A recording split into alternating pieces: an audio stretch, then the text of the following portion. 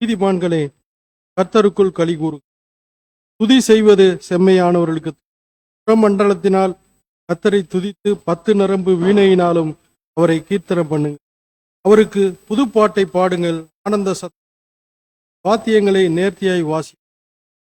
கிறிஸ்தியேசுவில் பிரியமாக அழைக்கப்பட்ட அன்புக்குரிய சகோதர சகோதரிகளே, உங்கள் அனைவருக்கும் வாழ்த்துக்களையும் தெரிவித்து, ஒரு நாளிலும் தேவன் நம்மை விசேஷமாக கூட்டி தந்து இந்த காலை வேளையிலே கூடி இந்த ஒரு நாள் மாநாட்டிலே தேவனுடைய பரிசுத்த நாமத்தை நாம் பொழுது கொள்வதற்கும் வேதத்தை தியானிப்பதற்கும் அவர் தந்த வேலைக்காக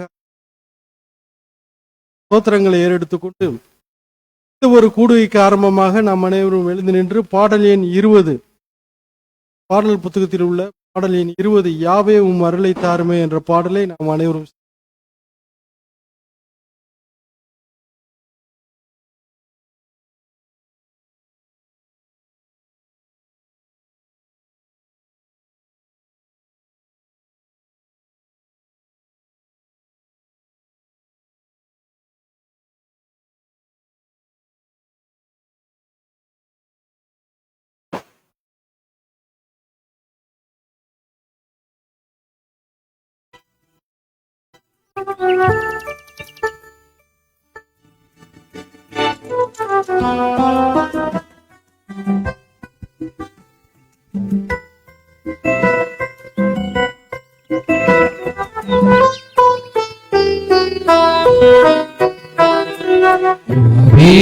அருளை தாருமே, ஏழை கண்ணீரை துடைப்பீரே. யாவேவும் அருளை தாருமே, ஏழை கண்ணீரை துடைப்பீரே. தேவனே உங்குய பர்வதத்தில் தேவியே நான் பாடி வந்தேனே. அருளை தாருமே, ஏழை கண்ணீரை துடைப்பீரே.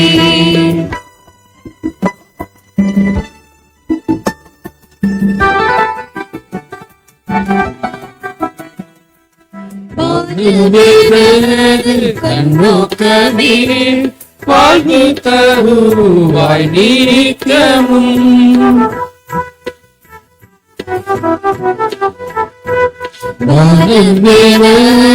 கண்ணோக்கமே வாழ்வு தருவாய் நீக்கமும். வானமும் பூமியும் படைத்தவர் பலவும் வாழ்வும் அளிப்பாரே. யாவேவும் அருளை தாருமே, ஏழை கண்ணீரை துடைப்பீரே.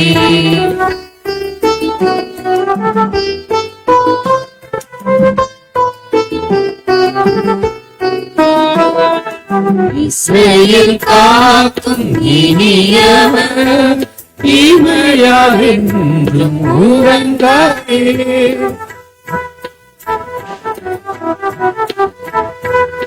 இஸ்ரவேல் காக்கும் இனியவர் தீமையாவென்றும் உறங்காதே. இந்நிலை வலது பக்கத்திலே இறங்கி நின்று காப்பாரே. யாவேவும் அருளை தாருமே, ஏழை கண்ணீரை துடைப்பீரே.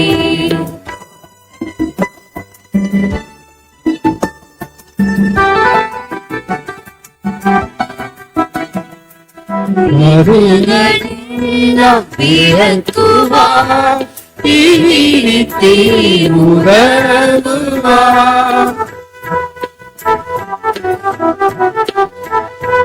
தீவுகளெல்லாம் விலக்குவார் தீவிரித்தே உறவுவார்.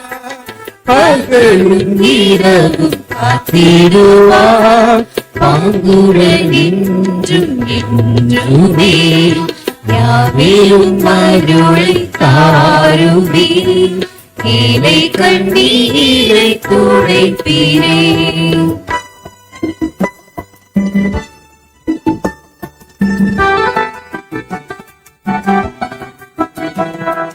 சாரோனின் ரோஜா லிலி புஷ்பம் சாத்திரமொன்றாத காவியம்.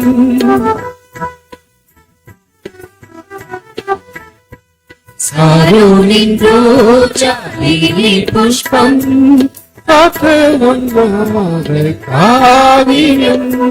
போக்கிலும் வரத்தும் என்றென்றுமே பூத்தனை தேனி காப்பீரே.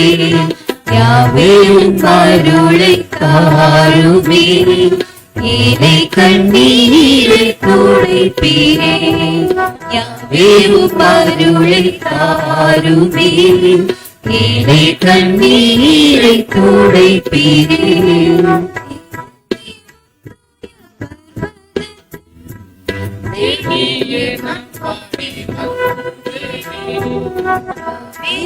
அருளை தாருமே, ஏனை கண்ணீரை துடைப்பீரே.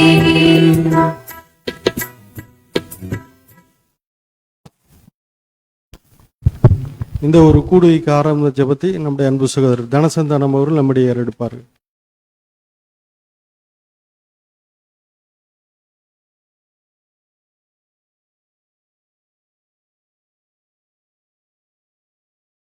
மகா இரக்கமும் கிருபையும் நீடிய சாந்தமும் மிகுந்த தயவும் உள்ள எங்கள் பரலோகத்து வீட்டு பரம தந்தையே, அப்பா பிதாவே என கூப்பிடத்தக்கதான புத்திர சுவிகாரத்தின் ஆவியங்கள் எடுத்து கிழக்குக்கும் மேற்குக்கும் எவ்வளவு தூரமோ அவ்வளவு தூரமா இருந்த எங்களையும் கூட சமூகத்திலே அண்டையிலே சேர்த்து கொண்டமைக்காக கொடா கொடி நன்றி.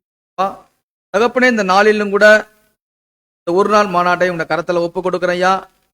தகப்பனே, இந்த வேலையிலும் கூட உலகத்தார் இல்லாதபடி நாங்கள் பிரித்து இந்த இடத்துல வந்து சத்திய வார்த்தைகளை கேட்பதற்காக நேரத்தை தருணத்தை எங்களுக்கு கொடுத்ததுக்காக கொடா கொடி ஸ்தோத்திரங்களை நன்றிகளை. தகப்பனே, இந்த நாளிலும் கூட தாசன் மூலியமாக வாஸ்திரத்தை எங்களுடைய ஒரு காதில வாங்கி மறு காதில விட்டு விடாதபடி தொடர்ந்து சத்தியத்திற்க தகப்பனே, எங்களுக்கு வேண்டிய நம்முடைய பரிசுத்தாவி அளவில்லாமல் கொடுக்கும்படியாக இந்த சிறு மன்றாட்டை எங்கள் ஆண்டவரும் எங்கள் ரட்சகரும் எங்கள் ஜீவாதிபதியுமா இருக்கிற இயேசு கிறிஸ்து நாமத்தில் பிதாவே.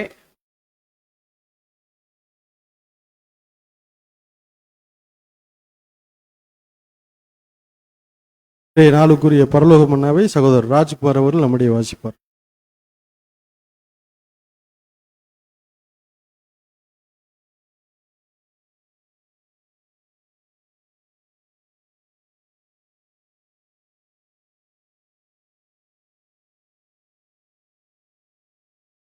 நாளுக்குரிய பரலோக மன்னா மத்தேயு 10ஆம் அதிகாரம் 10ஆம் வசனம். சர்ப்பங்களைப் போல வினா உள்ளவர்களும் புறாக்களைப் போல கபடற்ற சத்தியத்திற்கென்று தங்களை விளக்கம் சத்தியத்திற்கென்று தங்களை ஒப்பு கொடுத்து ஊழியம் செய்ய விரும்பும் தேவனுடைய ஜனம் ஞானத்தின் விலை மதிப்பை குறித்து அறிவது மிக முக்கியமானது. சர்ப்பத்தைப் போல் வினா உள்ளவர்களாக இருக்க வேண்டும் என்று இரட்சகர் ஓர் உதாரணம் காட்டி மற்றொரு சந்தர்ப்பத்தில் அப்போஸ்தலரிடம் அநேக காரியங்களை நான் உங்களுக்கு சொல்ல வேண்டியதாய் இருக்கிறது, அவைகளை நீங்கள் இப்பொழுது தாங்க மாட்டீர்கள் என்று. நாமும் சந்தர்ப்பங்களை அறிந்து சில சத்தியங்களை விவேகத்துடன் போதிக்க வேண்டியவர்களாய் இருக்கிறோம். நாம் அசத்தியமானவைகளை பேசாமலும் சத்தியத்தை பேசுகிறவர்களாகவும் மட்டுமல்ல, பேச வேண்டியதை ஞானத்தோடும் அன்போடும் பேச வேண்டும். ஆதார வசனம் நீதிமொழிகள் 1ஆம் அதிகாரம் 2 முதல் 6 வசனங்கள் முடிய. நீதிமொழிகள் 1ஆம் அதிகாரம் 2ஆம் வசனம் முதல். இவைகளால் ஞானத்தையும் போதகத்தையும் அறிந்து புத்திமதிகளை உணர்ந்து விவேகம், நீதி, ஞானம், நிதானம் என்பவைகளை பற்றிய உபதேசத்தை அடையலாம். இவைகள் பேதைகளுக்கு வினாவையும் வாலிபருக்கு அறிவையும் விவேகத்தையும் கொடுக்கும். புத்திமான் இவைகளை கேட்டு அறிவில் தேறுவான். விவேகி நல்ல ஆலோசனைகளை அடைந்து நீதிமொழியையும் அதன் அர்த்தத்தையும் ஞானிகளின் வாக்கியங்களையும் அவர்கள் உரைத்த புதை பொருள்களையும் அறிந்து கொள்வான்.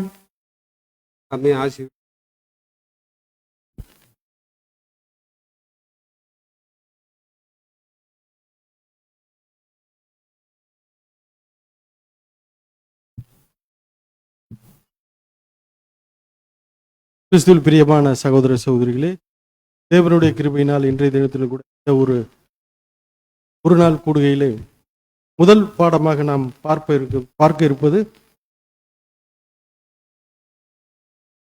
ராஜ்ய மாற்றம், புதிய யுகத்தின் தீர்க்க தரிசன அடிச்சுவடுகள்.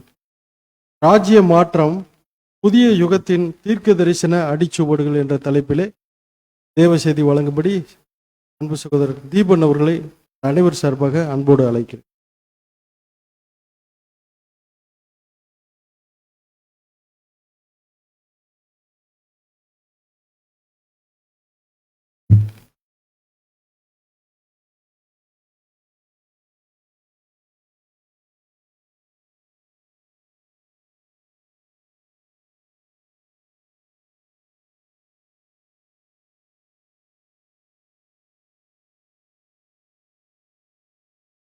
கிறிஸ்தேசுக்குள் அன்பாய் அழைக்கப்பட்ட அன்புக்குரிய சகோதரர்களே, அன்புக்குரிய சகோதரி, மீண்டுமாக நம்முடைய வாழ்நாட்களில் ஒரு நாளை நமக்கு கிருபையாக கூட்டி கொடுத்து நம்முடைய பிதாவாகிய தேவனுக்கு, நம்முடைய ஆண்டவராகிய இயேசு கிறிஸ்து நாமத்தினாலே நாம் துதிகளையும் ஸ்தோத்திரங்களையும் ஏறெடுத்துக்கொண்டு அடியேன் சார்ந்திருக்கக்கூடிய வேலூர் சபையில் இருக்கக்கூடிய அன்பு சகோதர சகோதரிகளின் அன்பின் வாழ்த்துக்களை இன்றைய தினம் உங்கள் மத்தியில் தெரிவித்துக் கொண்டு நாம் பாடத்திற்குள்ளாக நாம் கடந்து செல்லலாம்.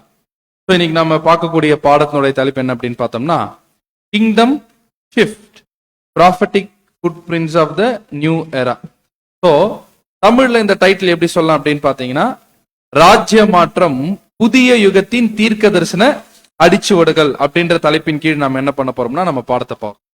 ஸோ அப்படின்னா இந்த இடத்துல அடிச்சுவடுகள் அப்படின்ற ஒரு விஷயத்தை பார்க்கும்பொழுது, அடிச்சுவடுகளை நம்ம எதுக்கு பயன்படுத்துவோம் அப்படின்னு பார்த்தீங்கன்னா, ஒரு விஷயத்த ட்ரேஸ் பண்ணி போய் கண்டுபிடிக்கிறதுக்கு என்ன பண்ணுவோம் நாம பயன்படுத்துவோம். உதாரணத்துக்கு யாருடைய அடிச்சுவடுகள்லாம் இருக்குதுன்னா, உதாரணத்துக்கு கூட நாம ஆண்டவராகிய இயேசு கிறிஸ்துவுடைய அடிச்சுவடை நாம் என்ன பண்றோம், பின்பற்றுறோம் அப்படின்னு சொல்லும் பொழுது அந்த ஃபுட் பிரிண்ட்ஸ் எதை அடையாளப்படுத்துதுன்னு பாத்தீங்கன்னா, அந்த ஃபுட் பிரிண்ட்ஸ் ஒரு இடத்துக்கு என்ன பண்ணும், நம்மள கொண்டு போய் சேர்க்கும், ஒரு டெஸ்டினேஷனுக்கு என்ன பண்ணுங்க அது கொண்டு போய் சேர்க்கும். அந்த மாதிரி இப்ப நாம இந்த ஒரு பாடத்துல எதை பத்தின ஒரு ஃபுட் பிரிண்ட்ஸ் பார்க்க போறோம் அப்படின்னு பாத்தீங்கன்னா, footprints to the peaceable kingdom of Christ, அதாவது வெளியரங்கமான ராஜ்யத்தை பற்றின ஒரு ஃபுட் பிரிண்ட்ஸ் பார்க்க போறோம். ராஜ்யத்திற்கு வழிநடத்தக்கூடிய முக்கியமான தீர்க்க தரிசன நிகழ்வுகள் என்ன பண்ண போறோம் அப்படின்னு பாத்தீங்கன்னா நம்ம தொடர்ந்து பார்க்க போறோம். ஸோ அப்படின்னா இந்த இடத்துல ஒரே கான்செப்ட் பார்க்க போறோமா அப்படின்னு பார்த்தோம்னா இல்ல, 7 வித்தியாசமான டிஃப்ரெண்ட் கான்செப்ட் அல்லது டிஃப்ரெண்ட் ப்ராஃபட்டிக் விஷயத்தை என்ன பண்ண போறோம்னா நம்ம பார்க்க போறோம், தீர்க்க தரிசன காரியங்களை பார்க்க போறோம். ஸோ அந்த 7 விஷயமே எதற்கு வழிநடத்தும் அப்படின்னு பாத்தீங்கன்னா, கிறிஸ்துவின் வெளியரங்கமான ராஜ்யத்திற்கு என்ன பண்ண போகுது அப்படின்னு பாத்தீங்கன்னா வழிநடத்த போகுது. ஸோ ரொம்ப சிம்பிளா ஒரு 7 முக்கியமான கேள்விகளை கேட்டு அதுக்குள்ள என்ன பண்ண போறோம்னா அந்த தீர்க்க தரிசன விஷயங்கள், அந்த ப்ராஃபட்டிக் டீடைல்ஸ் நம்ம பார்க்கும்பொழுது அது நமக்கு எப்படி கிறிஸ்துவின் வெளியரங்கமான ராஜ்யத்திற்கு வழிநடத்துது அப்படின்ற ஒரு விஷயத்த நம்ம பார்க்க போறோம். ஸோ ஃபர்ஸ்ட் எதை குறிச்சு பார்க்க போறோம் அப்படின்னு பார்த்தோம்னா, first question, is there a church state union coming? அதாவது சர்ச் ஸ்டேட் யூனியன் குறித்து நம்ம படிச்சிருப்போம். அரசியலும் மதமும் சேர்ந்து இருக்கக்கூடிய விஷயம். தீர்க்க தரிசனத்தை நாம் எடுத்து படிக்கும் பொழுது சில விஷயங்களை கூட நம்ம படிச்சிருப்போம். என்ன அப்படின்னு பார்த்தோம்னா, எதிர்காலத்துல யாரும் ஒண்ணு சேர போறாங்க, அரசியலும் மதமும் ஒண்ணு சேர போகுது. எது மாதிரியே ஒண்ணு சேர போகுது? இரண்டு யுகத்துல இருக்கிற மாதிரி ஒண்ணு சேர போதா? இரண்டு யுகத்துல இருக்கிற மாதிரி ஒண்ணு சேர போதா? டார்க் ஏஜஸ்ல எப்படி ஒன்னா இருந்தாங்க அப்படின்னு பாத்தீங்கன்னா, பேப்பசி யார கண்ட்ரோல் எடுத்திருந்தாங்க, ரோமன் கவர்மெண்ட்டை கண்ட்ரோல் எடுத்து ட்ரூ சர்ச்சை என்ன பண்ணாங்கன்னா பெர்சிக்யூட் பண்ணாங்க, துன்பப்படுத்தினாங்க. அந்த மாதிரியான ஒரு யூனியன் வரப்போதா? ஏன்னா சில சமயத்துல நம்ம இதுக்கு முன்பாக கூட முன்பாக நம்ம ப்ராஃபஸியை பார்க்கும்பொழுது எப்படி கூட பார்த்தது உண்டு அப்படின்னு பாத்தீங்கன்னா, திரும்பியும் போப்பு மாலுக்கு என்ன ஆயிரும், ஒரு பழைய பவருக்கு ரைஸ் ஆயிரும் அப்படின்ற ஒரு விஷயத்த நம்ம பார்த்திருப்போம். பட் இந்த கேள்விக்கு அந்த மாதிரி பழைய மாதிரியே ஒரு யூனியன் வரப்போதா அப்படின்னு ஒரு கேள்வி நம்ம பார்த்தோம்னா, அதுக்கு ஃபர்ஸ்ட் நம்ம எப்படி ஆரம்பிக்கலாம்னா ஒரு பிளண்ட் ஆன்சர்ல இருந்து ஆரம்பிக்கலாம். நோ, அப்படி என்ன பண்ண போறதில்ல அப்படின்னு பாத்தீங்கன்னா வரப்போறதில்ல பிரதர். அப்படி வரப்போறதில்ல அப்படின்னு பார்க்கும்பொழுது கடைசி கால பாத அங்கங்களுக்கு பெர்சிக்யூஷனே வராதா அப்படின்னு பாத்தீங்கன்னா நம்ம அப்படி சொல்ல வரல. ஒருவேளை பெர்சிக்யூஷன் என்ன பண்ணலாம்னு பாத்தீங்கன்னா வரலாம். ஆனா இந்த பழைய மாதிரியே போப்பு மார்க் என்ன ஆயிரும், ஒரு மிகப்பெரிய ஒரு உச்சக்கட்ட ஒரு அதிகாரத்துக்குள்ள வரும். அது உச்சக்கட்ட அதிகாரத்துக்குள்ள வந்து பழைய மாதிரியே கவர்மெண்ட் கட்டுப்பாட்டுக்குள்ள என்ன பண்ணும், எடுக்கும் அப்படின்னு கேட்டீங்கன்னா, எடுக்குமா அப்படின்னு கேட்டோம். ஏன்னா அதுக்கு ஸ்கிரிப்சர் நமக்கு என்ன பண்ணலன்னு பாத்தீங்கன்னா சப்போர்ட் பண்ணல. ஏன் அப்படின்னு நம்ம பார்த்தோம்னா, ஃபர்ஸ்ட் தானியேல் 2ஆம் அதிகாரத்தினுடைய தீர்க்க தரிசனத்தை எடுத்து நம்ம படிக்கும் பொழுது அதனுடைய பாதி இரும்பு பாதி களிமண் இருக்கு இல்லையா, பாத அங்கத்துல அந்த சிலையில, அது எதை அடையாளப்படுத்துது? பாதி இரும்பு பாதி களிமண். இப்ப காலத்தை அடையாளம் நான் கேட்கறது, அந்த பாதி இரும்பு தலை எதை அடையாளப்படுத்துது? பாபிலோன் எம்பையர் இல்லையா? அந்த மாதிரி புயம் மேதோபேஷியா இல்லையா? அந்த மாதிரி நான் என்ன கேட்கிறேன்னா, பாதங்கங்கள் பாதி இரும்பும் பாதி களிமண்ணும் அது எதை அடையாளப்படுத்துது?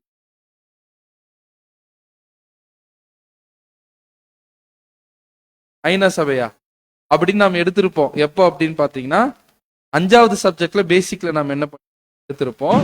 பட் அது கரெக்டா அப்படின்னு பாத்தீங்கன்னா கரெக்ட் கிடையாது. ஆனா அதை தவிர்த்து பேசிக்ல நம்ம போய் எல்லா டீட்டெயிலும் என்னவும் பண்ண முடியாது. எடுத்த உடனே 5வது சப்ஜெக்ட்ல எதுவுமே பேச முடியாது. கரெக்டுங்களா? பாதி இரும்பு பாதி களிமண் எதை அடையாளப்படுத்துது அப்படின்னு பார்த்தீங்கன்னா போப்பு மார்க்கத்தையும் ரோமன் கவர்மெண்ட்டையும் அடையாளப்படுத்துது. அந்த பாதி களிமண் யார் அப்படின்னு பாத்தீங்கன்னா போப்பு மார்க்கம். பாதி இரும்பு யார் அப்படின்னு பாத்தீங்கன்னா ரோமன் கவர்மெண்ட்.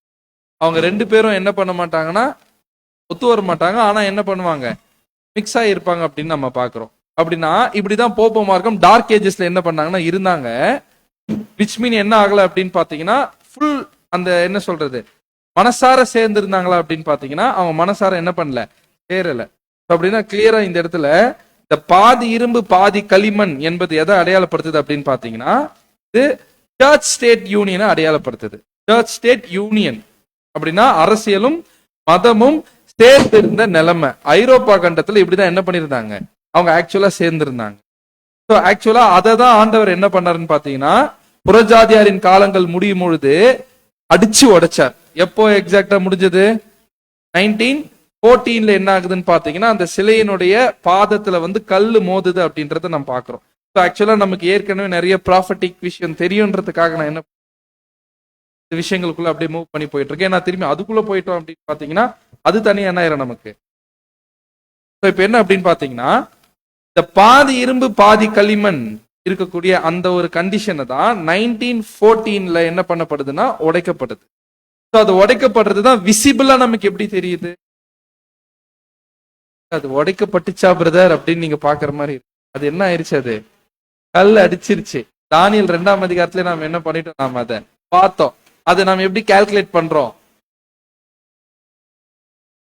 அதை நாம எப்படி கால்குலேட் பண்றோம்? 1914ல கல் அடிச்சிருச்சுன்றத எப்படி கால்குலேட் பண்றோம்? ஏன் எப்படி கால்குலேட் பண்றோம்னா லூக்கால ஆண்டவர் சொல்றாரு. ரொம்ப ஷார்ட்டா சொல்லிட்டு போறேன் நானு. புறஜாதியாரின் காலங்கள் நிறைவேறும் வரை எருசலேம் புறஜாதியாரால் மிதிக்கப்படும். அப்ப புறஜாதியாரின் ஒரு காலம் இருக்குது. அந்த புறஜாதியாரின் காலம் என்ன ஆகும்? நிறைவேறும்னா அந்த காலம் என்னன்றதை நம்ம கால்குலேட் பண்ணுவோம். எங்க போய் கால்குலேட் பண்ணுவோம்? தானியேல்ல இல்ல,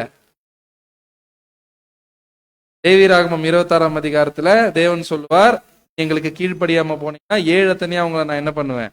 தண்டிப்பேன். 7 எத்தனையானா என்ன அர்த்தங்க? 7 காலங்கள். ஒரு காலம்னா எவ்வளவு? 360 நாட்கள். தீர்க்க தரிசனத்துல 360. அப்ப 360 வருஷம் மல்டிப்ளை 7 போட்ட எத்தனை நாள் வரும்? 2520. அது நாட்கள்ல இருந்து தீர்க்க தரிசனம் மாத்தினா 2520 வருஷம். எங்க ஆரம்பிக்குது? நேபுகாத் நேச்சர்னுடைய ஆட்சியில இருந்து ஆரம்பிக்குது. அவர் எப்போ ஆரம்பிச்சாரு? 606 கேப்சர் பண்றாரு. அப்ப 606 எத்தனை வருஷம்? 2520 போனா எந்த வருஷம் வருவாங்க? 1914. அந்த 1914 இதன் மூலமா நாம என்ன தெரிஞ்சுக்கிறோம்? புறஜாதியாரின் காலங்கள் முடிஞ்சு, கல்லு அடிச்சிருச்சு. அப்ப அதோட எது உடைஞ்சிருச்சு? பாதி இரும்பு பாதி களிமண். அந்த பாதி இரும்பு பாதி களிமண் தான் சர்ச் ஸ்டேட் யூனியன். அந்த சர்ச் ஸ்டேட் யூனியன் அதுக்கப்புறம் ஆக்சுவலி தேவன் என்ன பண்ணிட்டாரு? அது உடைச்சிட்டாரு. திரும்பியும் க்ளூ போட்டுல என்ன பண்ண மாட்டாரு? ஒட்டி வைக்க மாட்டாரு. அப்படின்னா இந்த இடத்துல இதுக்கு முன்பாக பிரதர்ஸ் கூட எடுத்திருப்பாங்க. ரெவலேஷன் 17 வந்து பாத்தீங்கன்னா மறுபடியும் போப்பு மாறும் ஆகும். ஃபிராக்சல் யூனியன் நோட்ஸ் பேஸ் பிரதர்ஸ் எடுத்திருப்பாங்க. பட் வந்து பாத்தீங்கன்னா அந்த காரியங்களுக்கு கூட இப்ப இருக்கக்கூடிய நமக்கு டிரான்ஸ்லேஷன் எல்லாம் பார்த்து அந்த ஒரு மணி நேரம்னா என்ன இன்னும் ஒரு தெளிவான புரிந்து தேவன் இப்ப ஸோ இப்போ நம்ம அதுக்குள்ள போக வேண்டும். பட் அப்படின்னா ஒரு விஷயம் என்ன அப்படின்னு பாத்தீங்கன்னா, இதுல இருந்து என்ன புரியுதுன்னா, போப்பு மார்க்கம் ஒரு உச்சக்கட்ட ஒரு நிலைமைக்கு போய் ஒட்டுமொத்த உலக நாடுகள்லாம் தன்னுடைய கண்ட்ரோல் எடுத்து அந்த மாதிரியான ஒரு சர்ச் ஸ்டேட் யூனியன் வருமானு பாத்தீங்கன்னா வராது. 1914 தேவன் என்ன பண்றாரு, அதை படிச்சு முடிச்சுட்டாரு. இதுக்கு ரொம்ப ஆதாரமான விஷயம் என்னன்னா, 1914 யூரோப்ல எது முடியுது அப்படின்னு பாத்தீங்கன்னா, டிவைன் ரைட் ஆஃப் கிங்ஸ் அப்படின்னு ஒரு டிவைன் ரைட் ஆஃப் கிங்ஸ் அப்படின்னு ராஜாக்களுக்கு, அதாவது அவங்களுடைய வாரிசுகளுக்கு அடுத்தடுத்து ஆளக்கூடிய தேவன் என்ன பண்ணிருக்காரு, டிவைனா கொடுத்திருக்கிறார். இப்படித்தானே யூரோப்ல இருக்கக்கூடிய பல மன்னர்கள், குறுநில மன்னர்கள் என்ன பண்ணிருந்தாங்க, ஆண்டு கொண்டிருந்தாங்க. அந்த கான்செப்டே எங்க உடையுதுன்னு பாத்தீங்கன்னா ஃபர்ஸ்ட் வேர்ல்டு வார்க்கு அப்புறமா. ஃபர்ஸ்ட் வேர்ல்டு வார் எப்போ வந்துச்சு, 1914. ஸோ அப்ப கிளியரா 1914 விசிபிளா தேவன் நமக்கு காட்டுறாரு. என்ன காட்டுறாரு அப்படின்னு பாத்தீங்கன்னா, இந்த ஒரு விஷயம் என்ன ஆயிருச்சு, சர்ச் ஸ்டேட் யூனியன் உடஞ்சிருச்சு. ஸோ அதுக்கப்புறமா யூரோப்ல என்ன கான்செப்ட் கிடையாது, என்ன கான்செப்ட் கிடையாதுங்க, இந்த கிங்லி ரூல் கான்செப்டே கிடையாது. இது கூட கேட்கலாம் பிரதர், அப்ப வந்து இதெல்லாம் சார்லஸ் இருக்கு, இப்போ எலிசபெத் இறந்துட்டு போடுறாங்க, சார்லஸ் என்ன கவுண்ட் பண்ணாங்களே, விச் மீன் என்ன கிடையாது, அவங்களுக்கு என்ன கிடையாதுன்னு பாத்தீங்கன்னா, அது ஒரு மரியாதை ரீதியா பண்றதே தவிர்த்து அரசாங்க ரீதியான எந்த ஒரு முடிவும் என்ன பண்ண முடியாது, அவங்களால எடுக்க முடியாதே தவிர்த்து. ஸோ விச் என்ன கிடையாதுன்னு பாத்தீங்கன்னா, லிட்டரலா தி ஆர் நாட் ரூலிங், அவங்க என்ன பண்ணல, அதை ரூல் பண்ணலன்னு பாருங்க. ஒரு சிம்பிள் கேள்வியோட நான் போறேன். கல் எடுத்து அடிக்கிற மாதிரி காண்பிச்சிருக்கு, பாதி இரும்பு பாதி களிமண். அதையே இந்த சிம்பிள் பயன்படுத்தி வேற சிம்பிள் பயன்படுத்திருக்கலாம். கேள்வி புரிஞ்சுதா? கல் ஆண்டவராக இயேசு கிறிஸ்து அடையாளப்படுத்தல, அதோட கிங்டம் அடையாளப்படுத்த. கேள்வி என்னன்னா, அந்த கல்லுங்கிற சிம்பிள ஏன் பயன்படுத்தணும், வேற சிம்பிள் பயன்படுத்த என்ன ரீசன்? நான் ஸ்பிரிச்சுவலா கேட்கல, அப்படி யோசிக்காது. நான் என்ன கேட்கறேன்னா, பல சிம்பிள்ஸ் தேவன் பயன்படுத்தி ஒரு விஷயத்தை அடையாளப்படுத்த, அடையாளப்படுத்துறதுக்கு ஒரே சிம்பிள் பல சிம்பிள்ஸ் என்ன பண்ணிருக்காரு, யூஸ் பண்ணிருக்காரு இல்லையா? ஸோ அப்படி பார்க்கும்பொழுது ஏன் கல்லுங்கிற சிம்பிள், கல் எடுத்து அடிக்கிற மாதிரி ஏன் யூஸ், ஏன் கத்தி எடுத்து வெட்டின மாதிரி என்ன பண்ணிருக்கலாம், ஒரு சிம்பிள் யூஸ் பண்ணிருக்க, ஒய் வேற மாதிரி கூட அடிக்கலாம், ஏன் கல் எடுத்து அடிக்க?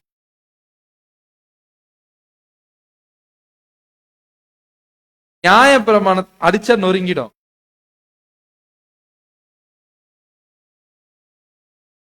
ஏன் வந்து வேற எங்கன்னா கூட அடிச்சிருக்கலாம். ஆக்சுவலா நம்ம ஏற்கனவே பார்த்தோம் நினைக்கிறேன் நான். நியாய பிரமாணம் சொல்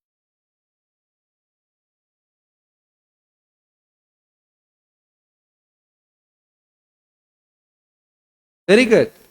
என்ன அப்படின்னு பாத்தீங்கன்னா, நியாயப்பிரமாணத்துல ஒரு சட்டம் இருக்கு. என்ன சட்டம் அப்படின்னு பாத்தீங்கன்னா, மிருகத்தோட ஸ்திரீ உறவு கொண்டா, அந்த மிருகத்தையும் சரி ஸ்திரீ என்ன பண்ணணும், யோசிக்கும் பொழுது எவ்வளவு அருவருப்பா இருக்கு, கல்லாலே அடிச்சு கொள்ளணும் நியாயப்பிரமாணம். ஆக்சுவலா இந்த இடத்துல ஸ்திரீ யாருன்னு பாத்தீங்கன்னா போகும், மிருகம் யாரு, ரோமன் கவர்மெண்ட், விச் மீன் வலுசர்பம், ரோமன் கவர்மெண்ட். ரெண்டு பேரும் என்ன பண்ணிட்டாங்க, ஒன்னா இணைஞ்சிட்டாங்க. இந்த ஒன்னா இணைஞ்சதுக்கு தேவன் என்ன சிம்பிள் காட்டுறாருன்னு பாத்தீங்கன்னா, நான் கல் எடுத்து அடிச்சு என்ன பண்ணிடுவேன், அந்த கல் கிங்டம் நமக்கு அடையாளப்படுத்தும். அப்ப கிளியரா 1914 உடைச்சிட்டாரு. 1914 அப்புறமா பேப்பசி கண்ட்ரோல் எந்த கவர்மெண்ட்னா இருக்குதா, அப்படின்னா என்ன அர்த்தம், அந்த க்ளூ போட்டு என்ன பண்ண போறது இல்ல, ஒட்ட போறது இல்ல. அப்படின்னா பிரதர் போப்பமா இருக்கும், அப்ப என்னதான் பண்ண போறாங்க அப்படின்னு பாத்தீங்கன்னா, சர்ச் ஸ்டேட் யூனியன்ற வார்த்தைக்கு பதிலா வேற ஒரு வார்த்தை என்ன பண்றோம்னு பாத்தீங்கன்னா சஜஸ்ட் பண்றோம். அது என்னன்னு பாத்தீங்கன்னா சர்ச் ஸ்டேட் கோஆபரேஷன். அதாவது எதிர்காலத்துல என்ன வரப்போறது கிடையாது அப்படின்னு பாத்தீங்கன்னா, சர்ச் ஸ்டேட் யூனியன். யூனியன் என்ன அர்த்தம், சேர்ந்துடுறது பழைய மாதிரி. பட் ஆனா என்ன வரப்போகுது அப்படின்னு பாத்தீங்கன்னா, ப்ராஃபட்டிக்கலா நம்ம எக்ஸ்பெக்ட் பண்ணலாம்னு பாத்தீங்கன்னா, சர்ச் ஸ்டேட் கோஆபரேஷன் அப்படின்னு என்ன அர்த்தம், அரசியலும் மதமும் என்ன பண்ண போறாங்கன்னு பாத்தீங்கன்னா சேர்ந்துருவாங்கன்றது யூனியன். அந்த வார்த்தைக்கு பதிலா என்ன பண்ணலாம், கோஆபரேஷன் என்ன சொல்லலாம் தமிழ்ல, ஒத்துழைப்பார்கள் அப்படின்னு நம்ம சொல்லலாம். அப்படின்னா இந்த இடத்துல சேர்ந்துருவாங்கன்னா ஒன்னாயிருவாங்கன்னு அர்த்தம், ஒன்னா மாட்டாங்க. ஆனா இவங்க என்ன ஒரு கண்டிஷனுக்குள்ள வர போறாங்க அப்படின்னு பாத்தீங்கன்னா, ரெண்டு பேரும் ஒத்துழைப்புக்குள்ள என்ன பண்ண போறாங்க அப்படின்னு பாத்தீங்கன்னா வர போறாங்க. அப்படின்னா இந்த இடத்துல நாம ப்ராஃபட்டிக்கலா நாம எடுத்து பார்க்கும்போது ஸ்பெகுலேஷனுக்குள்ள போகாம, ஸ்பெகுலேஷன் என்ன அர்த்தம், நிறைய யூகங்களுக்குள்ள போகாம ப்ராஃபட்டிக்கல் வேர்ட்ஸ், தீர்க்க தரிசன வார்த்தைகள் நம்ம எடுத்து படிச்சு அந்த தீர்க்க தரிசன வார்த்தைகள் சில விஷயங்கள் நமக்கு எப்படி விளக்குது, அதை எப்படி புரிந்து கொள்றது அப்படின்னு நம்ம முயற்சி. நம்ம யூகங்களுக்குள்ள போகாம என்ன பண்ணலாம் அப்படின்னு பாத்தீங்கன்னா, சில சமயத்துல நம்ம என்ன பண்ணலாம், போகாம ஸ்கிரிப்சர்ஸை நாம யோசிக்கலாம். ஏன் அப்படி சொல்றேன்னு பாத்தீங்கன்னா, சில சமயத்துல யூகமா போகும் நிறைய என்ன யோசிப்போம் அப்படின்னு பாத்தீங்கன்னா, இல்ல பழைய மாதிரி என்ன ஆயிரும், போப்புமா இருக்கும், மேல வந்துரும், நம்மள எல்லாரும் என்ன பண்ணுவாங்க, போட்டு பயங்கரமா என்ன பண்ணுவாங்க, நம்மள துன்புறுத்துவாங்க, நம்மள கஷ்டப்படுத்துவாங்க, அந்த சமயத்துல நம்ம நிக்கணும், இப்படிலாம் சொல்லும் போது ரொம்ப டிராமட்டிக்கா நல்லா இருக்கும். பட் என்ன அப்படின்னு பார்த்தோம்னா, ஸ்கிரிப்சர்ஸ் நம்ம டைரக்டா எடுத்து பார்க்கும்பொழுது ஸ்கிரிப்சர்ஸ் நமக்கு என்ன சொல்லுதோ அதை நம்ம புரிந்து கொள்ள முயற்சி செய்து நமக்கு ப்ராஃபஸியை பத்தின ஒரு கிளாரிட்டியான விஷயம் என்ன ஆகும் அப்படின்னு பாத்தீங்கன்னா, ஸோ நாம இப்போ நம்முடைய நாட்கள்ல இருந்து அடுத்து, ஏன்னா நம்ம ஃபுட் பிரிண்ட்ஸை பத்தி தான் பார்க்கிறோம். ஃபுட் பிரிண்ட்ஸ்னா எதை நோக்கி, பீசபிள் கிங்டத்தை நோக்கி நாம எங்க போயிட்டு இருக்கோம்னு பாக்குறதுக்காக தான் இந்த ஒரு சப்ஜெக்ட் நம்ம பார்த்துட்டு இருக்கோம். ஸோ அதுல நம்ம முக்கியமா பார்க்கும்போது ஏற்கனவே 7 வாதைகள் குறித்து நம்ம என்ன பண்ணிருப்போம், பார்த்திருப்போம். 7 வாதைகள் என்பது நமக்கு நல்லாவே தெரியும். என்னதுங்க 7 வாதைகள்னா? 7 வாதைகள் எங்க இருக்கு? வெளிப்படுத்தும் விசேஷத்துல இருக்கு. அது எதை பற்றினது அப்படின்னு பாத்தீங்கன்னா, 20ஆம் நூற்றாண்டு மற்றும் 21ஆம் நூற்றாண்டுல நடக்க போகிற முக்கியமாக நிகழ்வுகள். அந்த நிகழ்வுகளின் வாயிலாக தேவன் மாபெரும் உண்மைகள் என்ன பண்ணுவார்னா வெளியே கொண்டு வருவாரு. அந்த நிகழ்வுகள் நடக்க நடக்க நடக்க பெயர் சபைக்கு மாபெரும் அழிவு என்னாகும் பாத்தீங்கன்னா உண்டாகும். அது என்ன இன்னொரு பியூட்டின்னு பாத்தீங்கன்னா, அந்த நிகழ்வுகள் நடக்க நடக்க நடக்க பெயர் சபைக்கு அழிவு வரும். இஸ்ரேல் தேசம் ஒரு படி மேலைக்கு என்ன பண்ணும்னு பாத்தீங்கன்னா போகும். இப்ப நாம எந்த வாதைக்குள்ள இருக்கோம் அப்படின்னு பாத்தீங்கன்னா, 6th பிளேகுக்குள்ள இருக்கும் இல்லையா, 6ஆம் வாதைக்குள்ள இருக்கும். இந்த 6ஆம் வாதை என்ன அப்படின்னு பார்க்கும் பொழுது இன்ஃபர்மேஷன் எக்ஸ்ப்ளோஷன். ஏற்கனவே பார்த்திருக்கோம் இதெல்லாம் நாம. இன்ஃபர்மேஷன் எக்ஸ்ப்ளோஷன் கரெக்டா இல்லையா? 6ஆம் வாதைக்குள்ள இப்ப இருந்துட்டு இருக்குமா இல்லையா? இன்ஃபர்மேஷன் இப்ப எப்படி ஆயிட்டு இருக்கு, எக்ஸ்ப்ளோட் ஆயிட்டு இருக்கு. எக்ஸ்ப்ளோட்னா என்ன அர்த்தம், வெடிச்சு சிதறனா எப்படி இருக்கும் தகவல்கள், அந்த மாதிரி என்ன ஆயிட்டு இருக்குன்னு பாத்தீங்கன்னா வெடிச்சு சிதறிட்டு இருக்கு அப்படின்றத பார்க்கிறோம். அப்படின்னா இந்த இடத்துல இந்த காலப்பகுதியில் இப்ப நாம இருந்துட்டு இருக்கோம். இந்த 6ஆம் வாதைக்குள்ள என்ன நடக்கும் அப்படிங்கறத என்ன பண்ணலாம், நாம வாசிக்கலாம். வெளிப்படுத்து விசேஷம் 16ஆம் அதிகாரம் 13ஆம் வசனம். வெளிப்படுத்தல் 16ஆம் அதிகாரம் 13ஆம் வசனம். அப்பொழுது வலு சர்ப்பத்தின் வாயிலும் மிருகத்தின் வாயிலும் கள்ள தீர்க்கதரிசியின் வாயிலும் இருந்து தவளைகளுக்கு ஒப்பான 3 அசுத்த ஆவிகள் புறப்பட்டு வர கண்டேன். 3 அசுத்த ஆவிகள் புறப்பட்டு வர கண்டேன். அப்படின்னா இந்த இடத்துல நமக்கு நல்லா தெரியும், வலு சர்ப்பம் யாரு?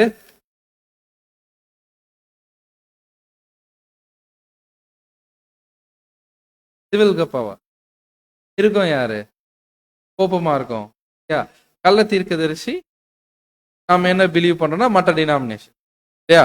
அப்படின்னா இந்த இடத்துல dragon symbol of civil power. இந்த கள்ள தீர்க்கதரிசியோ மிருகமோ ரெண்டுத்தையும் ஒரே விஷயத்துக்குள்ள நம்ம அடக்கலாம், ரிலிஜியஸ் பவர், மதம் சார்ந்த அமைப்புகள் அப்படின்னு நம்ம பார்க்கலாம். அப்படின்னா இந்த இடத்துல எத்தனை பேர் வராங்க? 3 பேரு. இது 2 பேர் ஒரே குரூப். யாரும் கள்ள தீர்க்கதரிசியும் மிருகமும் ஒரே குரூப். எதை சார்ந்த அமைப்பு? மதம் சார்ந்த அமைப்பு இல்லையா. பட் வலு சர்ப்பம் எடுத்துக்கிட்டோம்னா அது கம்ப்ளீட்டா சிவில் என்டிட்டி, அது அரசியல் சார்ந்த ஒரு அமைப்பா இருக்கிறத நம்ம என்ன பண்றோம்னா பாக்குறோம். அப்படின்னா இந்த இடத்துல எது வந்துருச்சு, அரசியலும் வந்துருச்சு, மதமும் என்ன ஆயிடுச்சுன்னு பாத்தீங்கன்னா வந்துருச்சு. பட் ஒன்னாயிட்டாங்களா? இல்ல. ஆனா என்ன பண்றாங்கன்னு பாத்தீங்கன்னா கோஆபரேட், ஒத்துழைப்புக்குள்ள என்ன பண்ண போறாங்கன்னு வர போறாங்க. இப்படி வர்றது இது நடந்துருச்சா? முழுசா நடக்கல. அப்ப என்ன ஆக போகுது? இது நடக்க போகுது. யாருடைய காலப்பகுதியில? நம்முடைய காலப்பகுதியில. எப்போ இந்த ஒரு விஷயம் ஓப்பனா நடக்கிறது நம்ம பாக்குறோமோ, எங்க ஓப்பனா நடக்கிறத இங்க அப்படின்னு பார்க்கும்போது எப்படி சொல்லலாம், உதாரணத்துக்கு எப்படி புரிஞ்சுக்காது அப்படின்னு பார்த்தோம்னா, தமிழ்நாட்டுல ஒரு 4-5 பாஸ்டர்லாம் ஒன்னா சேர்ந்து ஒரு அரசியல், இங்க இருக்கக்கூடிய ஒரு அரசியல் XY அரசியல் குரூப் கூட என்ன பண்றாங்க, ஏதோ ஒரு மீட்டிங் நடத்துறாங்கன்னா இது நடந்துருச்சுன்னு புரிஞ்சுக்கலாமா? நம்ம முக்கியமா இதை நம்ம எங்க பாக்குறோம்னு பாத்தீங்கன்னா யூரோப்பியன் பவர்ஸ்ல பாக்குறோம். பாப்பசி என்ன பண்றாங்க, இங்கிலாந்துல ஆங்கிலிக்கன் சர்ச் என்ன பண்ணுது, வேர்ல்ட் கவுன்சில் ஆஃப் சர்ச்சஸ் என்ன முடிவு, அந்த கண்ணோட்டத்துல என்ன பண்ணணும்னு பாத்தீங்கன்னா So, அவங்களோட கூட யூரோப்பியன் பவர்ஸ் அவங்க என்ன கோஆபரேஷனுக்குள்ள வராங்க, அந்த ஒரு கண்ணோட்டத்துல தான் நம்ம என்ன பண்ணணும், இதை நம்ம பார்க்கணும். அப்படின்னா இவங்க 3 பேரும் ஒத்துழைப்புக்குள்ள வருவாங்க. அப்போ ஒத்துழைப்புக்குள்ள வருவாங்க அப்படின்னு சொல்லும் பொழுது என்னவோ செயல்பட போறாங்க, ஏதோ ஒரு அஜெண்டால. கரெக்டா? அது என்னன்றதுலாம் நமக்கு என்ன ஆகாது, இப்போ தெரியாது, அது நடக்கும் போதுதான் தெரியும். ஆனா அவங்க வரும்பொழுது எப்படி இருப்பாங்களாமா, தவளைகளுக்கு ஒப்பான 3 அசுத்த ஆவிகள் என்ன ஆகும், அது அவங்க ஒரு புறப்பட்டு வர கண்டேன் அப்படிங்கிற. அப்படின்னா இந்த இடத்துல அவங்களுடைய போதனைகள் எதை போன்று இருக்கும் அப்படின்னு பாத்தீங்கன்னா தவளை மாதிரி இருக்கும். அப்படின்னா இந்த இடத்துல தவளை எப்படி இருக்கும்ன்ற ஒரு டிஸ்கிரிப்ஷனுக்குள்ள நம்ம என்ன பண்ண வேண்டாம், அது அருவருப்பா தான் இருக்கும். அந்த டிஸ்கிரிப்ஷனுக்குள்ள போறதுக்கு என்ன பார்க்கலான்னு பாத்தீங்கன்னா, இதே மாதிரியான தவளை ஒரு வாதை கூட நம்ம கம்பேர் பண்ணி பார்க்கும்போது எகிப்தினுடைய வாதைகள் நமக்கு என்ன ஆகுது, ஞாபகத்துக்கு வருது இல்லையா? ஸோ அந்த வாதைகள் இருக்கும்போது எப்படி இருந்திருக்கும், எங்க பார்த்தாலும் ஃப்ராக் இருந்திருக்கும். வீட்டு பெட்ரூம்ல இருந்து, ஹால்ல இருந்திருக்கும், கிச்சன்ல சாப்பிடலான்னு போன தலைமாரி வந்திருக்கும். அப்படியா? ஸோ அப்படின்னா துணி போடலான்னு துணி எடுக்க போனாலும் என்ன ஆகும்? ஏன் இப்போ இதை ஆக்சுவலா இது எப்படி ரொம்ப ரொம்ப அருவருப்பா. அதுவும் இல்லாம அந்த டைம் பீரியட்ல நீங்க பாத்தீங்கன்னா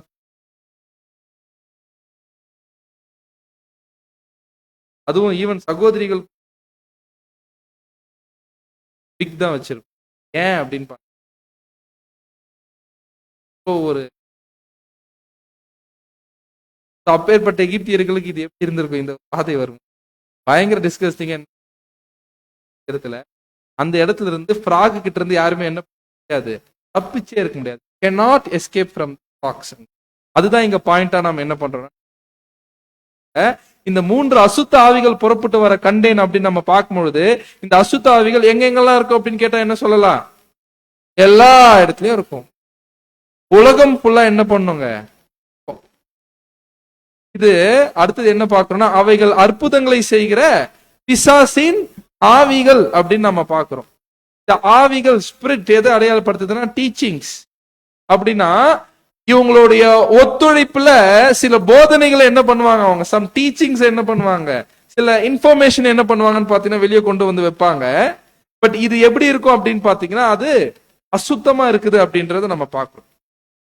அப்படின்னா இந்த இடத்துல இப்பேற்பட்ட ஒரு டீச்சிங்கை கொண்டு வர போறாங்க. டீச்சிங் அப்படின்னு சொல்லும் போது ஏதோ ஒரு ப்ரோபகண்டா இருக்கும், ஏதோ ஒரு கான்செப்ட் என்ன பண்ண போறாங்க, எடுத்து வந்து வைக்க போறாங்க. அது எதுன்னு இப்ப நமக்கு என்ன ஆகல தெரியல, சரிங்களா? பட் ஆனா இந்த இடத்துல இந்த அவைகள் பூலோகம் எங்கும் உள்ள ராஜாக்களை சர்வ வல்லமை உள்ள தேவனுடைய மகாநாளில் நடக்கும் யுத்தத்திற்கு கூட்டி சேர்க்கும்படி புறப்பட்டு போகிறது அப்படின்னு நம்ம என்ன பண்றோம்னா, அப்படின்னா இந்த இடத்துல இவங்க இணையும் பொழுது அந்த சென்ஸ் இவங்க ஒத்துழைப்புக்குள்ள வரும்பொழுது ஏதோ ஒரு அஜெண்டாக்குள்ள என்ன பண்ணுவாங்க, எல்லாருக்குமே ஏதோ ஒரு விஷயத்த சொல்ல ஆரம்பிக்கும் பொழுது ஆக்சுவலா இது யாரு பின்னாடி இருக்கிறது அப்படின்னு பாத்தீங்கன்னா அவைகள் அற்புதங்களை செய்கிற பிசாசின் ஆவிகள். அப்படின்னு என்ன அர்த்தம்னு பாத்தீங்கன்னா this is a daemon controlled situation. அப்போ முழுக்க முழுக்க இது யாரோடைய கட்டுப்பாட்டுக்குள்ள இருக்கக்கூடிய ஒரு நிகழ்வு அப்படின்னு பாத்தீங்கன்னா பிசாசும் அவனை சேர்ந்த தூதர்களுடைய கட்டுப்பாட்டுக்குள்ள இருக்கக்கூடிய ஒரு நிகழ்வு. ஏன் அப்படின்னு பாத்தீங்கன்னா அந்த சமயத்துல நம்ம என்ன எதிர்பார்க்கலாம் அப்படின்னு பாத்தீங்கன்னா இந்த விழுந்து போன தூதர்கள் அந்த ஒரு முழுவதுமாக கட்டவிழ்க்கப்படக்கூடிய ஒரு நிலைமைக்கு என்ன பண்ணிருக்கலாம், வந்திருக்கிறதுக்கான வாய்ப்புகள் என்ன ஆகுதுன்னா இருக்குது. அப்படி இருக்கக்கூடிய பட்சத்துல என்ன புரியுது அப்படின்னு பாத்தீங்கன்னா அவங்க என்ன மாதிரியான இன்ஃபர்மேஷன் கொடுக்க போறாங்கன்றது தெரியல. பட் அந்த ஸ்பிரிட் அவைகள் அற்புதம் செய்கிற பிசாசின் ஆவிகள் என்றது எப்படி புரிஞ்சுக்க வேண்டாம்னு பாத்தீங்கன்னா லிட்டரலா ஏதோ அற்புத அடையாளம் பண்ண போறது இல்ல. அந்த இடத்துல இந்த இடத்துல ஸ்பிரிட்ன்றது எதையும் அடையாளப்படுத்தும் பாத்தீங்கன்னா டீச்சிங். கரெக்டா? டீச்சிங்ஸையும் அடையாளப்படுத்தும் நம்ம பாக்குறோம். எந்த ஆவி நீங்க அப்படின்னா என்னவோ நம்ம சொல்லலாம், அது சரியான டீச்சிங்ன்றதை நீங்க பண்ணுங்க, சோதித்து அறியுங்கன்னு சொல்றோம் இல்லையா? அந்த மாதிரி கிளியரா அவைகள் அற்புதம் செய்கிற பிசாசின் ஆவிகள் அப்படின்னு பாத்தீங்கன்னா இந்த சிச்சுவேஷன் பின்னாடி விழுந்து போன தேவதூதர். அப்ப விழுந்து போன தேவ தூதர்கள் தான் தங்களை கண்ட்ரோல் பண்றாங்கன்றது யாருக்கே தெரியாது, அரசியலுக்கும் தெரியாது, மதத்துக்கும் தெரியாது. ஆனா அவங்க கட்டுப்பாட்டுக்குள்ள என்ன பண்ணுவாங்க, இருப்பாங்க. சரிங்களா? இவங்களுடைய இந்த டீச்சிங்குடைய நோக்கம் என்ன, அவைகள் பூலோகம் எங்கும் உள்ள ராஜாக்களை என்ன பண்ணணும், கூட்டி சேர்க்கும்படி புறப்பட்டு போகிறது அப்படின்றத நம்ம பார்க்கிறோம். அப்படின்னா இவங்களுடைய நோக்கம், இவங்களுடைய அஜெண்டா யார் மட்டும் இல்லைன்னு பாத்தீங்கன்னா, ஒரு கிறிஸ்டியன் சென்டர் மட்டும் இல்ல, கிறிஸ்தவ நாடுகளை மையப்படுத்தி மட்டும் இது என்ன பண்ண போறது இல்ல, இந்த இடத்துல இருக்கிறது இல்ல. பியாண்ட் கிறிஸ்டியானிட்டி என்ன பண்ண போறாங்க, போக போறாங்க. ஏன்னா பூலோகம் எங்கும் உள்ள ராஜாக்களை எங்க கூட்டணும், சர்வ வல்லமையுள்ள தேவனுடைய மகா நாளில் நடக்கும் யுத்தத்திற்கு என்ன பண்ணணும், கூட்டி சேர்க்கணும். அதுக்குன்னு இது எப்படி நம்ம புரிஞ்சுக்க கூடாதுன்னு பாத்தீங்கன்னா, ஆமா இந்த அரசியல் மதம் இந்த குரூப்ஸ் எல்லாம் சேர்ந்து வாங்க தேவனுடைய மகா நாள்ல யுத்தம் நடக்குது கேரளா அப்படின்னு யாருன்னா போறாங்களா, அப்படிலாம் கிடையாது. இது அவங்க பாட்டுன்னு என்ன பண்ணுவாங்க, இதோ இந்த பழைய உலகத்தை என்ன பண்ணணும், நம்ம காப்பாத்தணும் அப்படின்னு ஒரு முயற்சிக்குள்ள என்ன பண்ண போறாங்க. இந்த 3 பேரும் எப்ப சேர போறாங்க, எப்ப இது நடக்க போகுது, இதுக்கப்புறம் நடக்குதுன்னா 6ஆம் மாதத்துல 12ஆம் வசனத்துக்கு அதுக்கப்புறமா நடக்குது. 12ஆம் வசனத்துல என்ன இருக்குன்னு பாத்தீங்கன்னா, 16ஆம் அதிகாரத்துல 6ஆம் தூதன் தன் கலசத்தில் உள்ளதை ஐபிராத்து நதியில் அந்த நதியின் தண்ணீர் பற்றி போயிருக்கு அப்படின்னு பாக்குறோம். அப்படின்னா கிளியரா என்ன புரியுது அப்படின்னு பாத்தீங்கன்னா, அந்த நதியின் தண்ணி நம்ம 2 கோணத்துல பார்க்கலாம். பாபிலோனுடைய எக்கனாமிக் சிஸ்டமே, பழைய ஏற்பாட்டு பாபிலோனுடைய எக்கனாமிக் சிஸ்டமே எதை பேஸ் பண்ணி, ஐபிராத்து நதியை பேஸ் பண்ணி தான். அப்படின்னா இந்த இடத்துல அந்த எக்கனாமிக் சிஸ்டமே என்ன ஆக போகுதுன்னு பாத்தீங்கன்னா, கொலாப்ஸ்குள்ள போகும்பொழுது இவங்க இந்த அட்டெம்ப்ட் எடுக்கிறாங்க. யாருங்க? ஏன்னா எப்போ இந்த எக்கனாமிக் சிஸ்டம் ஒரு கொலாப்ஸ்குள்ள போகுது அப்படின்னு பாத்தீங்கன்னா, மொத்த விஷயமே அவங்க கட்டுப்பாட்டு உள்ள என்ன ஆகுங்க, போகும். அப்படின்னா இந்த இடத்துல இது எந்த மாதிரியான அட்டெம்ப்ட் அப்படின்னு பாத்தீங்கன்னா, இவங்க ஒத்துழைப்புக்குள்ள வந்து பண்றது, இந்த பழைய உலக அமைப்பு என்ன ஆகுதுன்னு பாத்தீங்கன்னா, அவங்க கண்ணு முன்னாடியே விழ ஆரம்பிச்சிருக்குதா, ஆரம்பிச்சு கரெக்டா? அப்படின்னா நீங்க யோசிச்சு பாருங்க, இப்ப இருக்கக்கூடிய வேர்ல்ட் ஆர்டர் பழைய வேர்ல்ட் ஆர்டர் அப்படின்னு பாருங்க, கம்ப்ளீட்டா வேர்ல்டு ஆர்டரே இப்ப என்ன ஆகுதுன்னு பாத்தீங்கன்னா, பயங்கர ஆஃப்டர் ட்ரம்ப் வந்த பிறகு பயங்கரமா என்ன ஆகுதுன்னு பாத்தீங்கன்னா, கண் முன்னாடியே கொலாப்ஸ் ஆகுது. பர்டிகுலரா நோட் பண்ணீங்கன்னா, எந்த ஆஸ்பெக்ட்லன்னு பார்க்கும்போது பேஸ்ட் ஆன் எக்கனாமி, பொருளாதாரம், டாரிஃப், அது இது நம்ம படிக்கிறோம். டே டு டே நியூஸ்ல என்ன பண்றோம்னு பாத்தீங்கன்னா நம்ம படிக்கிறோம். சோ அப்படி கொலாப்ஸ் உச்சக்கட்டத்தை அடையும் பொழுது எஃபர்ட் எடுப்பாங்க. யாரு? அரசியல். ஒருவேளை அரசியலுக்கு யாரோட ஒத்துழைப்பு தேவைப்படலாம். ஏன்? ஜனங்க கிட்ட அந்த ஒரு கலவையோடு எடுத்துன்னு போய் வைக்கும் பொழுது ஒரு அப்பீல் என்ன ஆகும்னு பாத்தீங்கன்னா கிடைக்கிறதுக்கான வாய்ப்பு இருக்கு.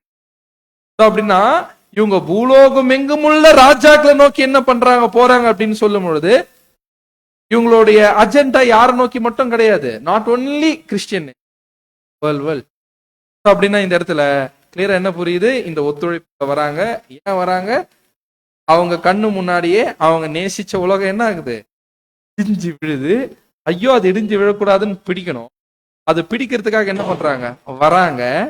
அப்படி வரும்பொழுது எல்லா உலக நாடுகளையும் ஏதோ ஒரு விஷயத்துக்குள்ள நம்ம என்ன பண்ணி ஆகணும், இது விழுந்துடக்கூடாதுன்னா, இது நம்ம அப்படியே காப்பாற்றணும்னா நாம ஏதோ ஒரு விஷயத்துக்குள்ள என்ன பண்ணணும்.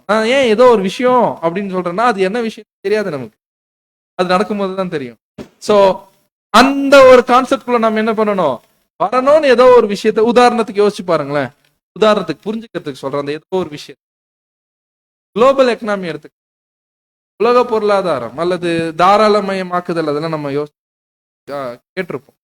அந்த உலக குளோபல் எக்கனாமி முன்னாடி இருந்துச்சா 100 வருஷம்? ஒரு நாட்டினுடைய பொருளாதாரம் இன்னொரு நாட்டை சார்ந்து இருந்துச்சான்னு பாத்தீங்கன்னா கான்செப்ட் இப்பதான் என்னாச்சு, இது இம்ப்ளிமெண்ட் ஆகுதுல்ல. இந்த மாதிரி குளோபலா ஏதோ ஒரு விஷயத்தை என்ன பண்ணணும், நிறுவ முயற்சி பண்ணும். ஏன் நிறுவ முயற்சி பண்ணுவாங்கன்னா, ஏன்னா எல்லாம் என்ன ஆகுது, கொலாப்ஸ் ஆகுது, எல்லாமே கொலாப்ஸ் ஆகுது. பேக்ரவுண்ட்ல யார் இருக்கிறது, விழுந்து போன தேவ தூதர்கள். ஸோ இப்ப என்ன பண்ணுவாங்க அப்படின்னு பாத்தீங்கன்னா, அவங்க எல்லாருமே ஒத்துப்பாங்களா, உலக நாடுகள் மற்ற நாடுகள் எல்லாம்? எஸ்.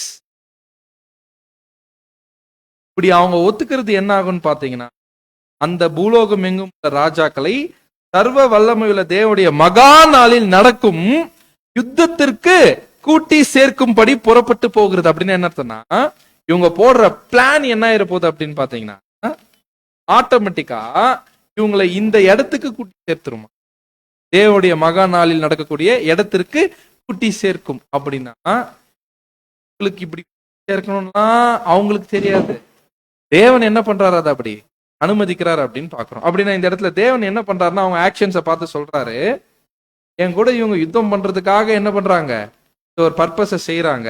பட் ஆக்சுவலா அவங்க செய்யறதே யாருடைய பர்பஸை ஃபுல் பண்ண போயிருக்கு, என்னுடைய நோக்கத்தை நிறைவேற்ற போகுதுன்றத தேவன் என்ன பண்றாருன்னா, இந்த உலக அமைப்புகளினுடைய பர்ஸ்பெக்ட் அவங்களுடைய கோணத்திலிருந்து பார்க்கும் பொழுது அவங்க என்ன அட்டெம்ப்ட் பண்றாங்கன்னா, அவங்க கண்ணு முன்னாடியே விழுந்து சரீர இந்த பழைய உலக அமைப்பை மீட்டெடுக்கிறதுக்கு என்ன பண்றாங்க, முயற்சி செய்யறாங்க. அப்படி முயற்சி செய்யும் பொழுது இந்த கோஆபரேஷனுக்குள்ள வரும் பொழுது அவங்க எல்லாரையும் எங்க கூட்டி சேர்க்கிறாங்க, ஒரு இடத்துக்கு கூட்டி, தேவனுடைய மகா நாளில் நடக்கும் யுத்தத்திற்கு கூட்டி சேர்க்கும். அந்த கூட்டி சேர்க்கிறதுக்கு ஒரு இடம் இருக்குது, அந்த இடத்துக்கு ஒரு ரெவலேஷன் 16:16 அப்பொழுது எபிரேய பாஷையிலே அர்மகெதோன் என்னப்பட்ட இடத்திலே அவர்களை கூட்டி சேர்த்தான். அப்படின்னா அர்மகெடோன் அப்படின்னு என்ன அர்த்தம்,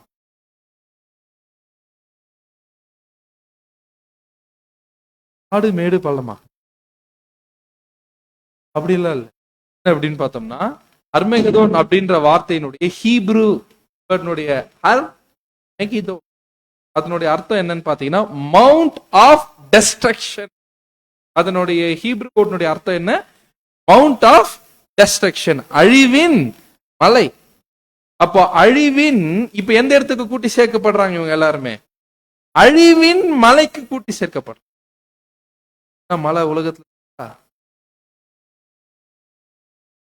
ஹர்மெகிதோ, இந்த மெகிடோ இந்த வேர்டு எங்க இருக்குதுன்னா, மெகிதோ பள்ளத்தாக்கு என்ன ஆகுது, ஆக்சுவலா இஸ்ரேல்ல இருக்குது. மெகிடோ வேலி என்ன நடந்துச்சாங்க, நடந்துச்சு. ஏதாச்சும் ஒண்ணு மெகிதோ வேலையில என்ன நடந்துச்சு, சண்டை நடந்துச்சு. என்ன சண்டை, யாருக்கு சண்டை நடந்துச்சு, சோரா பழைய ஏற்பட்ட கடத்துல சண்டை. சரி, இது நீங்க என்ன பண்ண சர்ச் பண்ணி கண்டுபிடிங்க, ஹோம்வொர்க். என்ன அப்படின்னு பார்க்கும்பொழுது ஆக்சுவலா லிட்டரலா இப்படி ஒரு வேலி இருக்கு, அந்த வேலி நிறைய, பட் லிட்டரலா எல்லா உலக நாடுகளும் அந்த ஒரு வேலைக்கு சண்டைக்கு வர போறாங்களா, சிம்பாலிக்கலாம் இந்த வார்த்தை என்ன பண்ணிருக்க பயன்படுத்தி, அழிவின் மலை அப்படின்ற இடத்துக்கு எல்லாரையும் கூட்டி சேர்த்து விட்டாங்க. யாரு, அரசியலும் மதமும். யார, எல்லா உலக நாடுகளும். அப்படின்னா இந்த முதல் பார்த்த அரசியலும் மதமும் சொல்றோம் இல்லையா, அது எல்லா உலக நாடுகளையும் உள்ளடக்கினதாக இருக்கிறதுக்கு என்ன கிடையாதுன்னா வாய்ப்பு இல்லை. யூரோப்பியன் நேஷன்ஸ் யூரோப்பியன் ரிலிஜியஸ் பவர்ஸோட சேர்ந்து, யூரோப்பியன் நேஷன்ஸ் யூரோப்பியன் ரிலிஜியஸ் பவர்ஸோட சேர்ந்து ஏதோ ஒரு கான்செப்ட் கொண்டு அந்த கான்செப்ட்குள்ள மற்ற உலக நாடுகளுக்குள்ள என்ன பண்ணணும், கொண்டு வருவதற்கு முயற்சி பண்ணலாம். அது பினான்சியலா இருக்கலாம், பொலிட்டிக்கலா இருக்கலாம், அது என்னன்னு தெரியும். ஆனா அது பொய்யா இருக்க போகுது, கரெக்டா, மிகப்பெரிய பொய்யா இருக்க போது. பின்னாடி இருக்க போறது யாரு, விழுந்து போன தேவதூதர். ஸோ இப்போ இதெல்லாம் பேசி எங்க கொண்டு நிக்க வச்சுட்டாங்க எல்லாரையும், ஒட்டுமொத்த உலக நாடுகளையும். எந்த இடத்துக்கு, அழிவின் மலைக்கு. இந்த இடத்துல ஒரு இடம் ப்ராஃபஸில அல்லது பைபிள்ல நிலைமையை அடையாளப்படுது, கரெக்டா. ஒரு இடம் எதை அடையாளப்படுத்துது, நிலைமைய, கண்டிஷன் அடையாளப்படுத்துது. ஆசாரிப்பு கூடாரத்துல பிரகாரம் ஒரு நிலைமை, பரிசுத்த ஸ்தலம் எனக்கூடிய இடம் ஒரு நிலைமையா, அந்த மாதிரி அழிவின் மலை என்னக்கூடிய நிலைமைக்கு வந்துருவாங்க. மலைன்னா எதை அடையாளப்படுத்தும், ராஜ்யம். அப்படின்னா இந்த கிங்டம்ஸ் எல்லாம் அழிஞ்சு போற கண்டிஷனுக்கு கொண்டு என்ன பண்ணிடுறாங்க, நிப்பாட்டிடுறாங்க.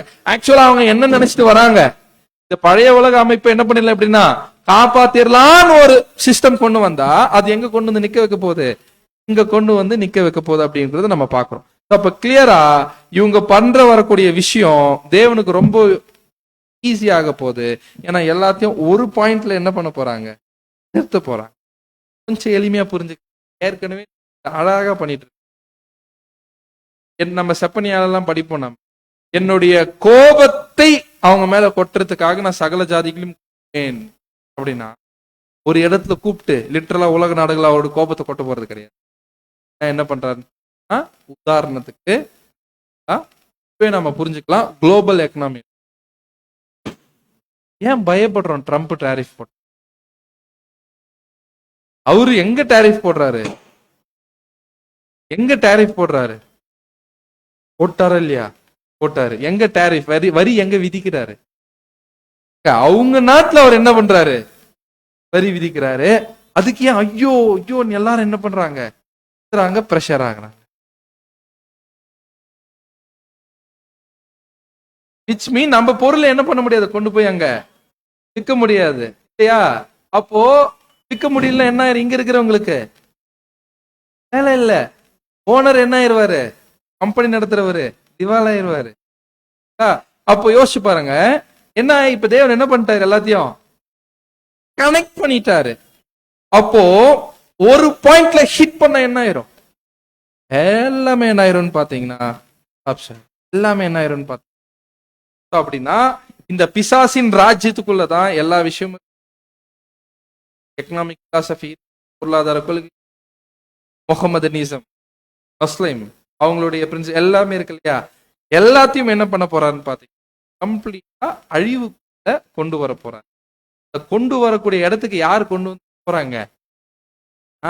யூரோப்பை சேர்ந்த அரசியலும் மதமும் கொண்டு போகுது. அவங்கள நம்பி எல்லாரும் சொல்லும் இல்லையா, உன்னை நம்பி வந்தேன், என்னை கொண்டு வந்து எந்த இடத்துக்கு நீங்க வச்சுட்டீங்க அப்படின்னு சொல்லியா? அந்த மாதிரி இவங்களை நம்பி என்ன பண்ண போறாங்க? வர போறாங்க. பட் என்ன ஆக போகுது? அது ஒரு மிகப்பெரிய அழிவுக்குள்ள என்ன ஆக போகுது? இந்த சமயத்துல சர்ச் இருக்குமா? அழிஞ்சிரல. இதெல்லாம் சர்ச் பார்க்குமா? எஸ், பார்க்கும். வாசிக்கலாம். ரெவலேஷன் 16:50.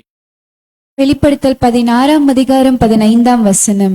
இதோ திருடனைப் போல் வருகிறேன், தன் மானம் காணப்படாத தக்கதாக நிர்வாணமாய் நடவாதபடிக்கு விழித்துக் கொண்டு தன் வஸ்திரங்களை காத்துக் கொள்கிறவன் பாக்கியவான். இதோ திருடனைப் போல் வருகிறேன், தன் மானம் காணப்படத்தக்கதாக நிர்வாணமாய் நடவாதபடிக்கு விழித்துக் கொண்டு தன் வஸ்திரங்களை காத்து கொள்ளுகிறவன் யாருங்க? பாக்கியவான். அப்படின்னு என்ன ஆகுதுன்னா, அப்படின்னா இந்த இடத்துல என்ன ஒரு வார்னிங் வருதுன்னு பாத்தீங்கன்னா, ஆண்டவர்கிட்ட இருந்து கிளியரா என்ன பண்றாங்க? நான் இப்போ திருடனை போல வருகிறேன் அப்படின்னா இப்பதான் 2ஆம் வருகையில திருடன் போல வரான்னு புரிஞ்சுக்கலாமா? ஏன்னா ஏற்கனவே என்ன பண்ணிட்டாரு? வந்துட்டாரு. அப்புறம் ஏன் இதோ திருடனை போல் வருகிறேன் அப்படின்னு இருக்குது? அப்படின்னா வெளிப்படுத்தின விசேஷத்தையும் சரி, பைபிளையும் சரி, வருகை அப்படின்னு வார்த்தை வரக்கூடிய காரணத்தினால என்ன புரிஞ்சக்கூடாதுன்னா, அவருடைய பிசிக்கலான அரைவல்னு என்ன பண்ணக்கூடாது? நாம திங்க் பண்ணக்கூடாது. ஸோ அது எதை அடையாளப்படுத்துது அப்படின்னு பாத்தீங்கன்னா, இட் மீன்ஸ் டேக்கிங் ஆக்ஷன். ஒரு ஆக்ஷன் என்ன பண்ண போறாரு? அவரு எடுக்கிறது என்ன பண்ணுதுன்னு பாத்தீங்கன்னா அது அடையாளப்படுத்துது அப்படிங்கறது நம்ம பாக்குறோம். அப்படின்னா ரெவலேஷன்ல இதுதான் அடையாளப்படுது. தேவன் என்ன, ஆண்டவர் என்ன சொல்றாருன்னா, இதோ திருடனை போல் வருகிறேன்னா என்ன அர்த்தம்? நான் ஒரு ஆக்ஷன் எடுக்க போறேங்கிறார். அந்த ஆக்ஷன் எப்படி இருக்கும்? திருடன் மாதிரி இருக்கும். யாருக்குமே தெரியாத ஒரு ஆக்ஷன் எடுக்க போறாராம். அப்ப என்ன ஆக்ஷன் எடுக்க போறாரு? க்ளூ அதுலயே இருக்கு நமக்கு. இதோ திருடனை போல் வருகிறேன் அப்படி எப்படி புரிஞ்சுக்கலாம்? இப்ப நான் திருடன் மாதிரி ஒரு ஆக்ஷன் என்ன பண்ண போறேன்? எடுக்க போறேன். அதனால தன் மானம் காணப்படத்தக்கதாக நிர்வாணமாய் நடவாதபடிக்கு விழித்துக் கொண்டு தன் வஸ்திரங்களை காத்து கொள்கிறவன் பாக்கியவான். அப்படின்னா இந்த எடுக்கக்கூடிய ஆக்ஷனுக்கும் எதுக்கும் சம்பந்தம் இருக்கு? சபையில் என்ன சம்பந்தம்? என்ன அப்படின்னு பாத்தீங்க, ஏன் வஸ்திரத்தை காத்துக்கொள்ளணும்? ஏன் வஸ்திரத்தை காத்துக்கொள்ளணும்? சபை வாய்ப்புல என்ன பண்ணிடுவோம் அப்படின்னா என்ன சொல்றாரு இந்த இடத்துல அப்படின்னு பாத்தீங்கன்னா, நானு டோர் ஷட் பண்ண போறேன். இதுல 10 கன்னிகைகள் உவமையில நம்ம பாக்குறோம் இல்லையா? இது வேற மாதிரி எப்படி சொல்லணும்? ஆண்டவர் சொல்றாரு, நீங்க விசுவாசமா இருப்பதற்கு கடைசி சான்ஸ். நான் எப்படி வர போறேன்? எப்படி ஆக்ஷன் எடுக்க? திருடனை போல யார் விழித்து கொண்டிருக்கிறார்களோ அவங்க தான் என்ன பண்ணுவாங்க? வஸ்திரத்தை காத்து கொள்வாங்க. இல்லைன்னா அவங்க நிர்வாணமா என்ன பண்ணிடுவாங்க? காணப்படுவார்கள். அதுதான் தன் மானம் காணப்படத்தக்கதாக. இப்படி இருந்தா எப்படி இருக்கும்? நிர்வாணம் தெரிஞ்சு இருக்கும், ஷேமா இருக்கும். What shame? ஷேமா, அசிங்கம். அசிங்கம் என்ன அசிங்கம் அப்படின்னு பார்த்தோம்னா, இன்அப்ராப்ரியேட். அப்படின்னு என்ன அர்த்தம்னா ஒரு பொருத்தமற்ற தன்மை. என்னது பொருத்தமற்ற தன்மை? உதாரணத்துக்கு ஒருத்தர் என்ன பண்ற டாக்டர் நானு, அவர் வந்து கோட் என்ன மாட்டிக்கினார், என்ன முன்னாடி பார்த்தா அந்த இருக்கும். நான் டாக்டர் உங்களுக்கு என்ன பண்றேன், ஊசி போடுற வாங்கன்னு சொன்ன என்ன பண்ணுவோம்? ஏன்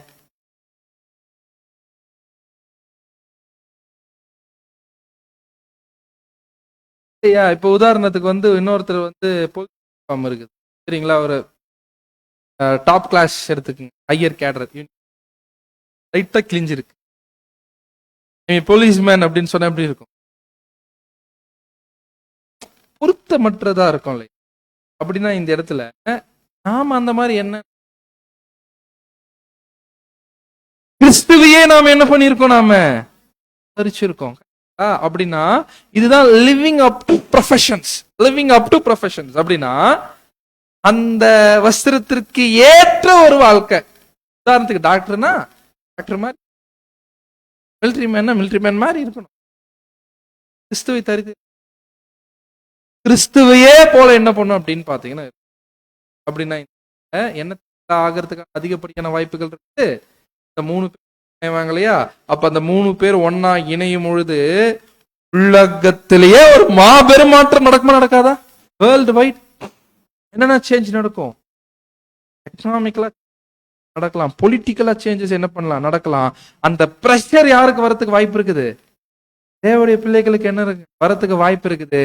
அப்போ வஸ்திரத்தை அழுக்குப்படுத்த வாய்ப்புகள் அந்த இடத்துல அப்படி நிறைய பேர் தங்களுடைய இடத்தை வாய்ப்பு இருக்கு, இழக்க வாய்ப்பு இருக்கு. எப்படி இருக்கும் பிராக்டிக்கலா?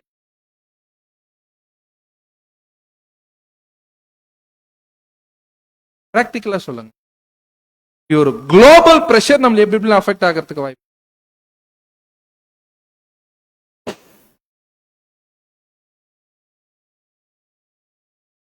எக்கனாமிக்ல ரொம்ப எக்கனாமியே கொலாப்ஸ் ஆக ஆரம்பிக்குதுன்னு அடுத்தது எடுத்துக்கலாம். வேலைக்கு போயே ஆகணும், என்ன பண்ணணும், சர்வே பண்ணும், மைண்ட் முழுக்க என் பிசினஸ் எப்படின்னா என்ன பண்ணி ஆகணும், நான் டெவலப்லாம் இல்லை, அப்போ எப்படிதான் என்ன பண்ணி ஆகணும், காப்பாத்தியே ஆகணும். அப்படி நாம அதுல இறங்கிறதுக்கான வாய்ப்புகள் என்ன ஆகுது இருக்கிறது. பொலிட்டிக்கல் பிரஷர்ஸ் கூட என்ன பண்ணலாம், நீங்க இனி என்ன பண்ணக்கூடாது, சோசியல் மீடியால டோன்ட் டெலிகாஸ்ட் அப்படின்னு ஒரு என்ன பண்ணலாம், உடனடியாக இனி நாங்க பண்ண மாட்டோம், நாங்க என்ன பண்ண எங்களுக்குள்ள பேசிக்கலாம், யோசிச்சு பாருங்க. சோ நிறைய பேர் பிரஷர்ல என்ன ஆகிறதுக்கு வாய்ப்பு இருக்குது, போறதுக்கு சபை வாய்ப்பை இழக்கிறதுக்கான வாய்ப்பு. கேள்வி, அப்போ சபை வாய்ப்பை இழந்துட்டாங்கன்னா வேகன்சி இருக்கும், கரெக்டா இல்லையா? அப்ப கிரீடத்தை இழந்துட்டாங்கன்னா அந்த பாயிண்ட்ல வேகன்சி இருக்கும். என்ன பண்ணணும், அந்த கிரீடம் யாருக்கு போகும், யாருக்கோ போகும். எப்ப போகும்? அதே சமயத்துலதான் போகும். அப்ப அதே சமயத்துல தான் என்ன பண்ணுவாங்க, அவங்க கான்சென்ட்ரேட் பண்ணுவாங்க. பட் ஆனா அவங்களுடைய வாழ்க்கை சபையா வாழ்ந்து முடிப்பதற்கான நேரம் எவ்வளவு இருக்கும், அப்போ எவ்வளவு கம்மியா இருக்கும். ஆனா என்ன பண்ண போறாங்க, அவங்க சபையா வாழ்ந்து முடிப்பாங்க. ஸ்தேவான் வகுப்பார் அவங்க. எப்படி ஆதிகால சபை ஸ்தேவான்ல இருந்து ஆரம்பிச்சதோ, இவங்களுக்கு என்னவோ இல்ல, டைமும் இல்ல. ஏன் டைம் இல்ல? இந்த ரொம்ப நாள் ஓடிட்டு இருந்து ஏந்து போனாங்கல்ல, யார் அது? நாமதான். அப்போ நமக்குள்ள யார் யாரெல்லாம் அங்க தவறு விடுறோமோ அங்க வரப்போறாங்க யாரோ வருங்க. யாரு? நம்ம பிரதர்ஸ் ஃபயரா ஓட போறாங்க, ஃபயரா ஓட போறாங்க. ஏன்னா அவங்க எதுக்குள்ள எடுத்து வாங்கணும், குறுகிய கால. இப்படி ஒரு டீம் என்ன ஆக போகுது, வரப்போகுது. யாருடைய கீதத்தை ஃபுல்ஃபில் பண்றது? இழந்து போனவர்கள், நம்முடையதுன்னு சொல்ல வேண்டாம், இழந்து போறவங்க. அப்போ கிளியரா ஒரு விஷயம் என்ன புரிஞ்சிருச்சு நமக்கு? Is there a church state union coming? Union வரப்போதா? இல்ல. ஆனா என்ன வரப்போகுது? கோஆபரேஷன் வரப்போகுது. அடுத்த கேள்விக்குள்ள போ. when does the church go home? அப்படின்னு என்ன அர்த்தம்? சபை எப்போ போயிரும்? மண்டே அதுமா கூப்பிட்டு when does the church go home? சபை எப்போ வீட்டுக்கு மகிமை எப்ப அடைய போறாங்க? எந்த பாயிண்ட்ல அடைய போறாங்க? கிளியரா ஒரு பாயிண்ட் நமக்கு என்ன புரிஞ்சிருச்சுன்னா, 6th பிளேக்ல என்ன பண்ண போறது இல்ல, போறது இல்ல. ஏன் கிளியரா புரியுதுன்னா, 6th பிளேக்ல ஸ்டில் ஆண்டவர் என்ன பண்ணிட்டு இருக்காரு, அவங்கள எச்சரித்து கொண்டிருக்கிறாருன்றது கிளியரா நமக்கு என்ன ஆகுதுன்னா விளங்குது. புரியுதா? கிளியரா நமக்கு என்ன ஆகுது. ஆனா 6ஆம் வாதியில தான் போறது இல்ல. 7ஆம் வாதியில நம்ம பார்க்கும்பொழுது வெளிப்படுத்தின விசேஷம் 16ஆம் அதிகாரம் 17ஆம் வசனம். வெளிப்படுத்தல் 16ஆம் அதிகாரம் 17ஆம் வசனம். 7ஆம் தூதன் தன் கலசத்தில் உள்ளதை ஆகாயத்திலே ஊற்றினான். அப்பொழுது பரலோகத்தின் ஆலயத்தில் உள்ள சிங்காசனத்திலிருந்து ஆயிற்று என்று சொல்லிய பெருஞ்சத்தம் பிறந்தது. அப்படின்னா 7ஆம் தூதன் தன் கலசத்தில் உள்ளதை ஆகாயத்தில் ஊற்றினான். அப்பொழுது பரலோகத்தின் ஆலயத்தில் உள்ள சிங்காசனத்தில் இருந்து ஆயிற்று என்று சொல்லிய பெரும் சத்தம் பிறந்தது அப்படின்னு நம்ம பார்க்கிறோம். அப்படின்னா இந்த இடத்துல 7ஆம் தூதன் யாரு? சகோதரர் ரசல் தன் கலசத்தில் உள்ளதை ஆகாயத்தில் ஊற்றினான்னா, இந்த சம்பவம் நடக்கும்போது பிரதர் ரசல் எங்க இருக்கிறாரு? எங்க இருக்கிறார்னா மகிமேடைந்த ரசல். 6ஆம் தூதன் தன் கலசத்தை ஊத்துறாருன்னா மகிமேடைந்த மார்ட்டின் லூத்தர். அப்படின்னா இந்த இடத்துல பவுல்ஸ் தான் வாதைகள் இருக்கு. கலசத்துல என்ன இருக்குதுங்க?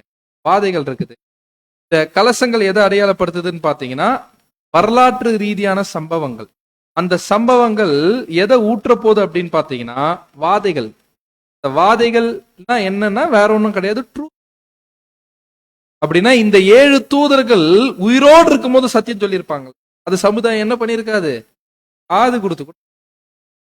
உதாரணத்துக்கு மார்ட்டின் லூத்தர் சொல்லும் பொழுது சமுதாயம் காது கொடுத்துச்சு, கேட்டுச்சா? அகெயின்ஸ்டா தான் வந்துச்சு.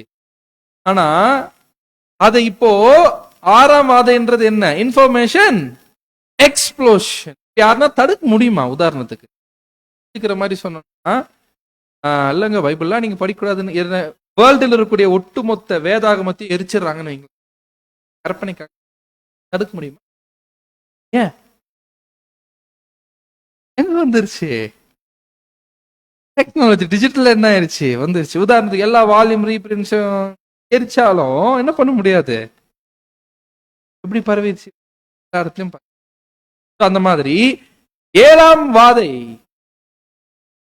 அதை ஊற்றும் பொழுது ஒவ்வொரு வாதை ஒவ்வொரு இடத்துல என்ன பண்ணணும்னு பாத்தீங்கன்னா டார்கெட் பண்ணி, அது தனியா நம்ம பார்ப்போம் ரெவலேஷன் ஸ்டடி.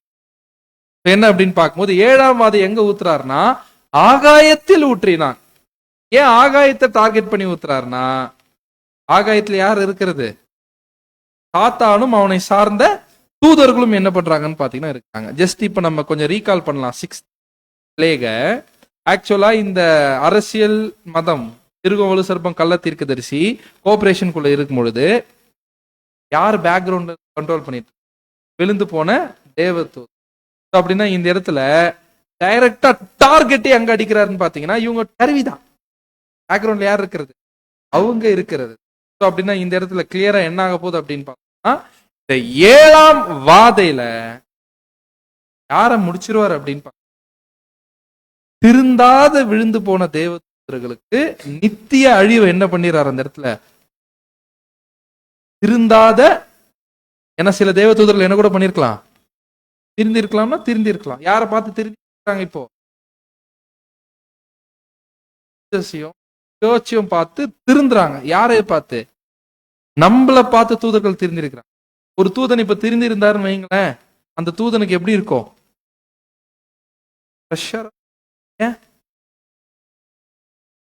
பக்கத்துல இருக்கக்கூடிய மத்த விழுந்து போன தேவ தூதர்கள், இவ்வளவு நாளா எப்படி இருந்த? எங்க கூட தானே டீம் போட்டு இருந்த, திடீர்னு ஓவர் நைட்ல என்ன பண்ணிட்டு பண்ணி விடுவாங்களா? மற்ற விழுந்து போன தேவ தூதர்கள் எவ்வளவு ஹராஸ்மெண்ட் இருக்கும். கரெக்டா? இவ்வளவு நாளா எக்ஸாம்பிள் யோசிச்சு பாருங்க. தீமையே பேசிட்டு தீமை பேசியிருப்பாங்களா விழுந்து போன தேவதூதர்கள் அந்த ஆவிக்குரிய உலகத்துல? அப்படியே பேசிட்டு திடீர்னு ஒருத்தர் என்ன பண்ணிட்டாரு, அப்பா நான் இனி என்ன பண்ணிக்கிறேன், நான் போயிடுறேன்னா pressure. ஆனா அதெல்லாம் ஒரு சர்வைவ் ஆகணும். சர்வைவும் சில பேர் என்ன பண்ணுவாங்க. அப்ப யோசிச்சு பாருங்களேன், நாம எக்ஸாம்பிளுக்கு தீமையை பேசாம இதெல்லாம் பண்ணாம இருந்து யாரையே திருத்திட்டு இருக்கிறோம், தேவ தூதர்களே திருத்துறோம். அதனால்தான் பவுல் எழுதுறார், தேவ தூதர்களுக்கு காட்சி பொருளை நாம என்ன பண்ணோம் ஆனோம் அப்படின்னு. அப்படின்னா இந்த இடத்துல அங்கேயே அவங்களுக்கு நித்திய அழிவை கொண்டு வரார்னா இந்த 3 அமைப்புகள் என்ன ஆகும், கொலாப்ஸ் ஆகும். எந்த 3?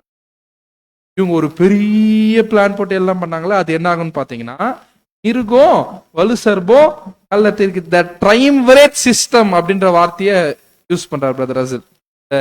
ட்ரைன்ற வார்த்தை இது 3 அமைப்புகள் ஒன்னா சேர்றது. பேக்கிங்கே இவங்களுக்கு யார்தான், ஆவிக்குரிய ஜீவிகள், விழுந்து போன ஆவிக்குரிய ஜீவிகள்.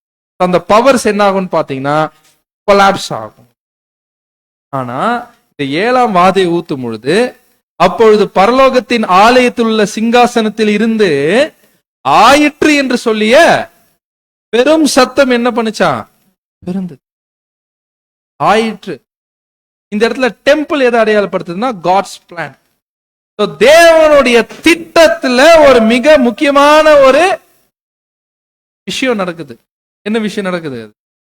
ஆயிற்று என்று சொல்லிய பெரும் சத்தம், a loud proclamation நடக்குது. இது எதற்கு இணையான வார்த்தையை நம்ம பார்க்கிறோம்னு பார்த்தீங்கன்னா, நம்ம ஆண்டவராகிய இயேசு சிலுவை மரணத்துல இட் இஸ் finished அப்படின்னாரு இல்லையா, அந்த மாதிரி ஆயிற்று அப்படிங்கிறது இது எதை அடையாளப்படுத்துதுன்னு பார்த்தீங்கன்னா, அங்க இட் இஸ் finished சொல்லும் போது இது பலியும் அவர் கொடுத்து முடிக்கிறார், தலையாக பாவ நிவாரண பலியும் கொடுக்கிறாரு. அப்படின்னா இந்த இடத்துல சபையின் பாவ நிவாரணம் முடிஞ்சிருச்சு. சபை என்ன ஆயிருச்சு, கதவுக்கு அந்த பக்கம் போயிருச்சு. கதவுக்கு அந்த பக்கம் என்ன பண்ணிட்டாங்கன்னா போயிட்டாங்க. பூமியில யாரு இல்ல, யார் அது, நாம இல்ல. இதெல்லாம் எவ்வளவு நாள் நடக்க போகுது, கொஞ்ச நாள் நடக்க போகுது. இப்ப நாம இல்லைன்னா என்ன அர்த்தம், நாம இல்லைன்னா என்ன, மகிமை அடைஞ்சிட்டோம். கரெக்டா? மகிமை அடைஞ்சிட்டோம்னால என்ன அர்த்தம், நம்ம என்ன சபையாயிட்டோம். சபையாயிட்டுன்னு என்ன அர்த்தம், செத்து போயிட்டோம்.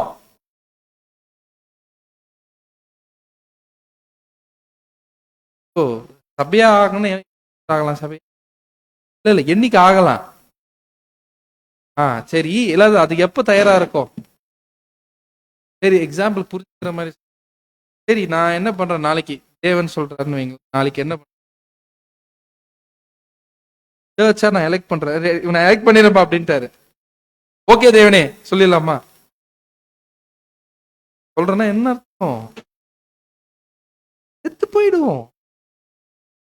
அப்படின்னா சபையா போவோம், அதெல்லாம் ஓகே. செத்து போனாதான் என்ன ஆகும், நாம சபையா போவோம். கரெக்டுங்களா? நாம செத்து போறதுக்கு எவ்வளவு நாள் இருக்குது, சபை முடியறதுக்கு எவ்வளவு நாள் இருக்குது. இப்போ ப்ராபப்ளி அப்படியே வயசாகி படிக்க போறோமா, நோ பட் சர்டன் பாயிண்ட் வரும், விச் டைம் பீரியட் வச்சு பார்க்கலாம். அப்போ ஒரு விஷயம் என்ன புரியுது அப்படின்னு பார்த்தோம்னா, இதோ திருடனை போல் வருகிறேன்னு 6ஆம் வாதி அப்பவே சொன்னார், நான் கதவை என்ன பண்ணிடுறேன், அடைச்சிடுறேன் அப்படின்னு. அப்பவே கதவை என்ன வாய்ப்பு முடிச்சு என்ன பண்ணி முத்தப்பட்ட நிலையில என்ன பண்ணிருக்காங்க. எப்ப அவங்க கோர்ஸ் கம்ப்ளீட் பண்ணி மகிமை அடைகிறாங்கன்னா 7ஆம் வாதியில தான் என்ன பண்றாங்கன்னா கோர்ஸை கம்ப்ளீட் பண்ணி.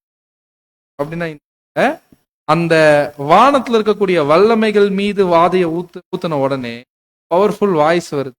அந்த வாய்ஸ் தேவனுடைய திட்டத்துல ஒரு பங்கு.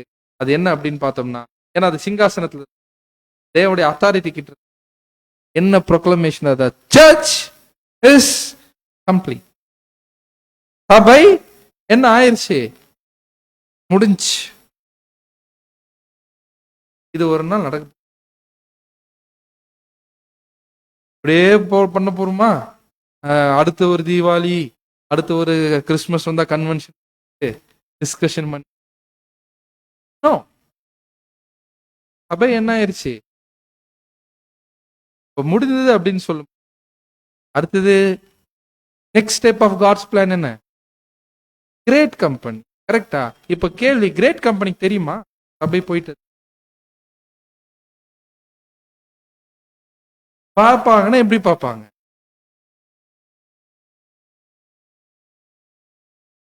பார்ப்பாங்க. Brother? கேள்வி என்ன? சர்ச் இப்ப போயிருச்சுன்னு சொல்றோம்ல, 7th பிளேக்ல. இப்ப சபைக்கு, சாரி, கிரேட் கம்பெனிக்கு தெரியும், பார்ப்பாங்க. No. ஏன்னா எல்லா ட்ரூத்தும் இப்ப எங்க இருக்குது? உங்க டிஜிட்டல் ஆர்ச்சைவ்ஸ் மாதிரி எல்லா இடத்துலயும் இருக்கு. ட்ரூத் எல்லாம் என்ன ஆயிராதுங்க, காணாம will be there. சத்தியம். கொஞ்சம் கிட்ட வந்துட்டீங்க. இப்போ 3வது பாயிண்ட் அதுதான்.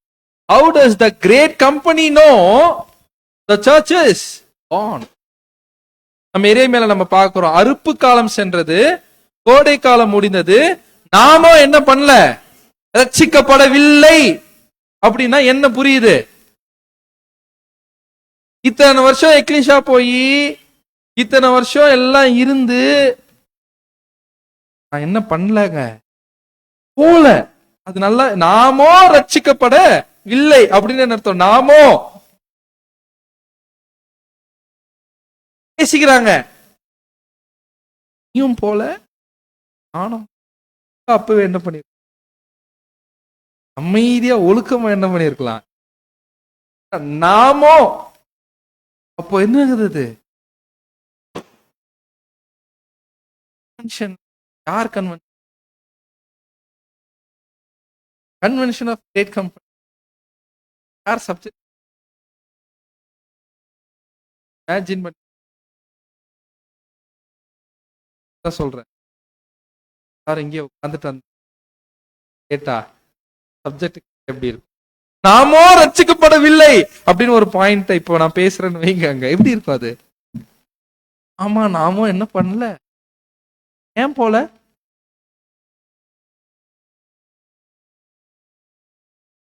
லிஸ்ட் போட்டா என்ன சொல்லலாம்? ஏன் போல அப்படின்னு கேக்குறதுக்கு நமக்கே தெரியும் ஏன் போல அப்படின்னு. அந்த நாமோ வகுப்பா இருக்கு. அந்த நாமோ அந்த வகுப்பாருக்குள்ள போலாமா? என்னென்ன என்ன ஜஸ்ட்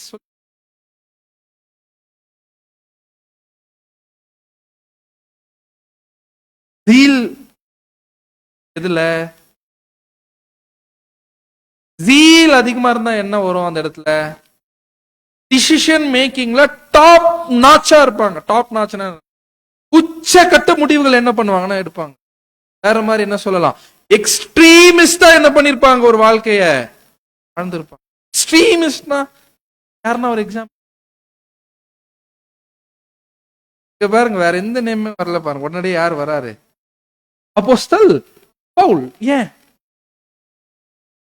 லைஃபே எப்படி இருக்கும்? ஏன் எதுல எது எடுத்தாலும் எக்ஸ்ட்ரீம் தான். எல்லா முடிவுகள் வாழ்க்கையில முடிவு எக்ஸ்ட்ரீம்.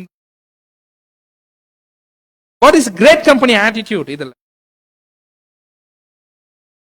நடைமுறைக்கு, இதெல்லாம் வாழ்க்கையில் என்ன நமக்கு என்ன இருக்குது? இந்த இதெல்லாம் நம்ம இப்படி செய்ய வேண்டிய காதுக்கு விழுந்து. உதாரணத்துக்கு சொல்லலாம், என்ன பொசிஷன்? கமாலியலினுடைய ஸ்டூடெண்ட், தி பெஸ்ட் ஸ்டூடெண்ட். உதாரணத்துக்கு வந்து பாத்தீங்கன்னா பயங்கரமா வேலை வந்து ஒரு டாப்மோஸ்ட் ஸ்காலர் யார் தான் வந்து ஓவர் நைட் எல்லாத்தையும் தூக்கி போட்டு வர்றாருன்னா சமுதாயத்துல ரெப்யூட்டேஷன் என்ன இருக்குன்னா போட்டிருக்கோம். பெரிய விஷயமா என்ன பண்ண கன்சிடர் பண்ணல. பர்சனல் லைஃப்ல எல்லாத்தையும் என்ன பண்ணிட்டாருன்னு பாத்தீங்கன்னா,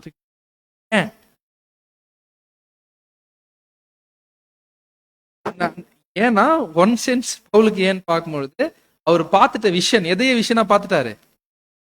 3ஆம் வானத்தை போய் விஷனா பார்த்தாருன்னா, ஒரு ஜான் பார்த்த மாதிரிலாம் பார்க்கல. பவுல் என்ன தெரியுங்களா பார்த்திருக்காரு? கிங்டம் எப்படி இருக்கும், உயிர் தெழுந்து எல்லாரும் வந்து எப்படி பேசுவாங்க, அப்படி இருக்கும்ல ஒரு காட்சி, ஒரு விஷன். உதாரணத்துக்கு கிங்டம் கண்டிஷனை லிட்ரலான ஒரு வீடியோவா எப்படி இருக்கும்ன்றத அங்கேயே போய் பார்த்தா எப்படி இருக்கும்? அத போய் யார் பார்த்துட்டாரு?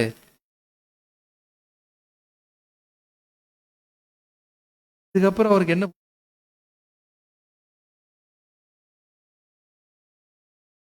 அதனாலதான் எழுதுறாரு, இந்த உலகத்தின் வேஷம் கடந்து, the world is passing away, nothing to gain. இதுல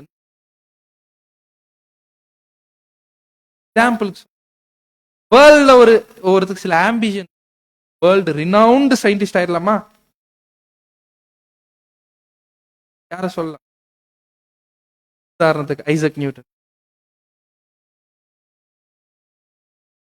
வேர்ல்டு ரினவுண்ட் சிஇஓ சொல்லலாமா?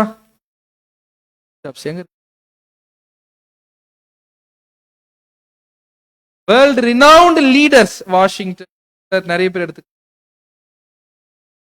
மண்ணு. வேர்ல்டு ரினவுண்ட் பொலிட்டிஷியன்ஸ் எடுத்துக்கங்க, எங்க இருக்கிறாங்க? ஃபேமஸ் பிசினஸ்,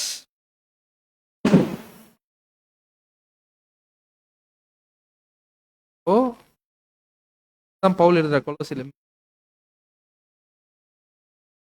அப்ப மேலானவே, உதாரணத்துக்கு அப்போஸ்தலர் பவுல் கிட்ட போய் யாருன்னா evil speak, ஏன் பேச முடியாது? பவுல் கிட்ட பேசணும்ன்ற மைண்ட் தாட் வந்திருக்குமா? ஏன்? அவர் பக்கத்துல கூட போக முடியாது. ஃபயரா என்ன பண்ணிருப்ப, நான் இப்படி, என் ஓட்டம் இப்படிதான். புரிஞ்சிச்சு. எப்போ புரியுது இது? திரள் கொட்டு ஆமோ, அப்போ இந்த ஒரு பாயிண்ட்ல புரியுது இல்ல, அப்ப இது நடக்கும்ல. இந்த விஷயத்துல போறதுக்கு வாய்ப்பு யாருக்கும் இருக்கு, இந்த டயலாக் சொல்றதுக்கு யாருக்கும் வாய்ப்பு இருக்கு, நமக்கு தான். என்னன்னா கொஞ்சம் பிரதர்ஸ் என்ன பண்ண மாட்டாங்க, போயிட்டாங்க. அவங்கதான், ஆமாப்பா, அவங்க என்ன வந்திருக்கிறாங்க, அப்போ எக்ஸ்ட்ரீமிஸ்டா இருந்திருக்கிறாங்க. அவங்க பாருங்க, அவங்க கரெக்டா என்ன பண்ணிருக்கிறாங்க. நாமோ நானும் என்ன பேசிட்டு இருந்தாங்க அப்போ. பட் இந்த பாயிண்ட் புரியுது இல்ல அப்படின்ற ஒரு விஷயம் தெரியுது இல்ல. எதை வச்சு தெரிஞ்சுப்பான்?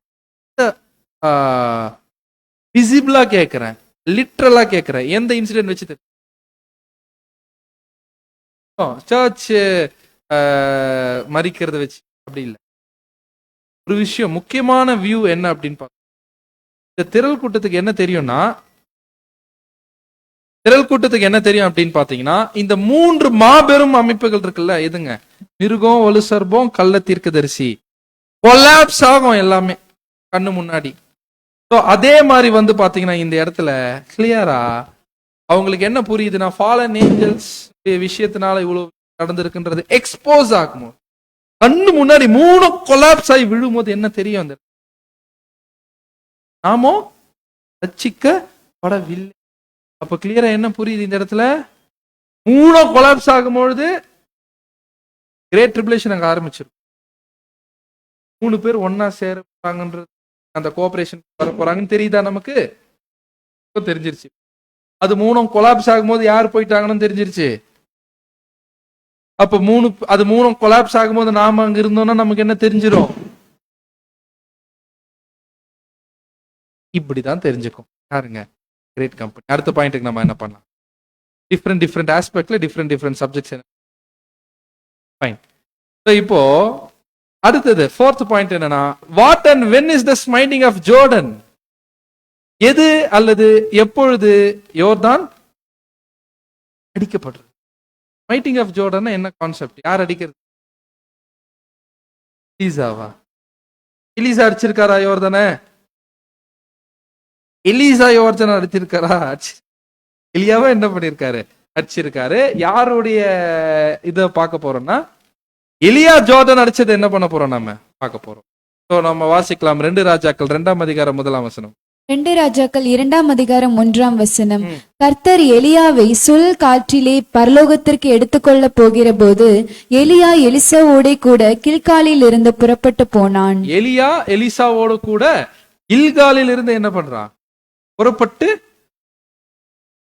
அப்படின்னா இந்த இடத்துல கர்த்தர் எலியாவை சுழல் காற்றில் பரலோகத்திற்கு எடுத்துக்கொள்ள போகிற போது அப்படின்னு இருக்கு இல்லையா இங்கிலீஷ்ல, and it came about when the Lord was about to take up Elia. about to take up Elia என்ன அர்த்தம்? எடுத்துக்கல, என்ன பண்ண போறாரு? எடுத்துக்க போறாரு அப்படின்னு என்ன அர்த்தம் அப்படின்னு பாத்தீங்கன்னா, எலியா வகுப்பார் மகிமை அடையக்கூடிய சமயம் வரும் பொழுது, இதுதான் தானியேல் தீர்க்கதரிசனத்துல எந்த காலப்பகுதி அப்படிங்கிறோம்னா டைம் ஆஃப் த எண்ட், முடிவு காலம். அதனுடைய வருஷம் என்ன? முடிவு காலத்தினுடைய வருஷம் என்ன? டேனியல்ல பாக்குற முடிவு காலத்தினுடைய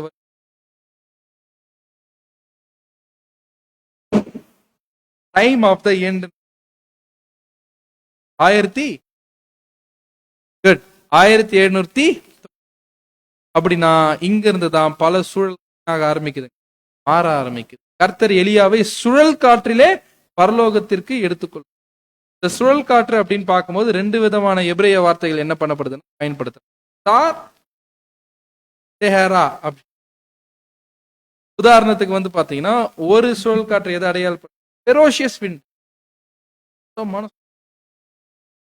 இன்னொரு சுழல் காற்று எதை அடையாளப்படுத்துதுன்னா, அந்த ஃபர்ஸ்ட் விட பயங்கர எல்லாத்தையும் என்ன பண்ணிடும்? அடிச்சுட்டு போய். அப்படின்னா எலியா எந்த சுழல் காற்றுல எடுத்து? ஃபர்ஸ்ட் செகண்ட்ல எலியா என்ன பண்ண போற? அந்த செகண்ட் தான் என்னன்னு பாத்தீங்கன்னா, வெளிப்படுத்தல பார்க்கக்கூடிய 4 காத்து 4 ஒன்னா சேரும்போது என்ன ஆகுங்க? அந்த அந்த என்ன பண்ணணும்னு பாத்தீங்கன்னா, ஒரு ஒரு ஒரு மாபெரும் சுழல் காற்று வந்து எதுவுமே இல்லாம எடுத்துட்டு அடிச்சுட்டு போகுது.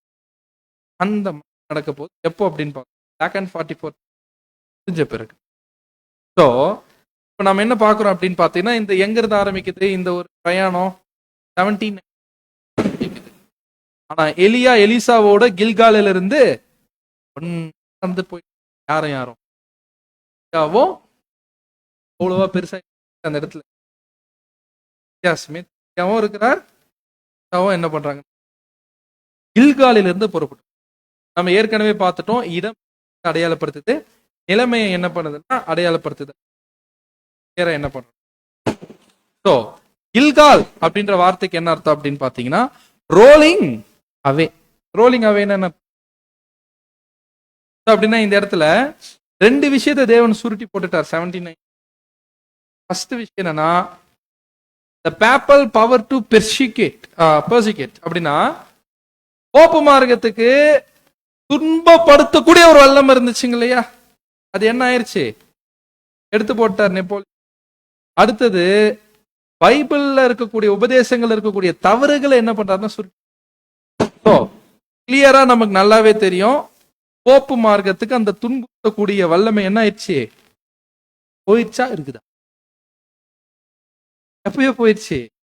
79 என்ன ஆயிடுச்சுங்க? அது யாருன்னா அவங்க துன்புறுத்துறாங்களா? பழைய மாதிரி பைபிள் படிக்கிறதுனால யாருமே அதே சமயத்துல 1799 அப்புறமா தான் என்ன ஆகுது அப்படின்னு பாத்தீங்கன்னா, பைபிள் சொசைட்டிஸ் பெருக என்ன ஆகுதுன்னா ஆரம்பிச்சு. அது அப்படியே அடுத்தது மில்லர் மூவ்மெண்ட்டுக்கு என்ன ஆகுதுங்க? வழி நடத்துது. அப்படி மில்லர் மூவ்மெண்ட் வழி நடத்தக்கூடிய அந்த காலப்பகுதியில தான் 2300 ராப்பகல் தீர்க்க தரிசனம் என்ன ஆகுது? அடையுது. 2300 days அந்த மார்னிங்ஸ் அண்ட் ஈவினிங் ப்ராஃபஸி. அதனுடைய டைட்டில் என்ன? ப்ராஃபஸினுடைய டைட்டில் கிளென்சிங் த சாங்சுவரி. 2300 ராப்பகலுக்கு அப்புறமா பரிசுத்த ஸ்தலம் என்ன பண்ணப்படும்? சுத்திகரிக்கப்படும். அப்படின்னு 1846ல அது முடியுது. எங்க இருந்து ஆரம்பிக்குது?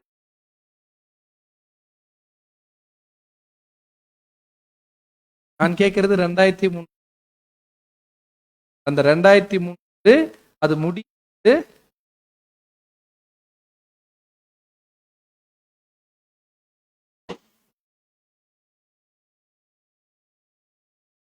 பிரதர் கரெக்டா வந்துட்டாங்க. 549. 70 weeks prophecy.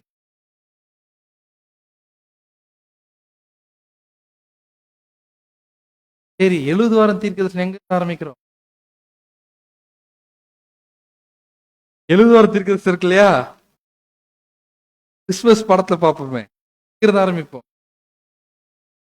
அலங்கம் கட்டினது 400 இப்ப கிட்ட வந்துட்டீங்க.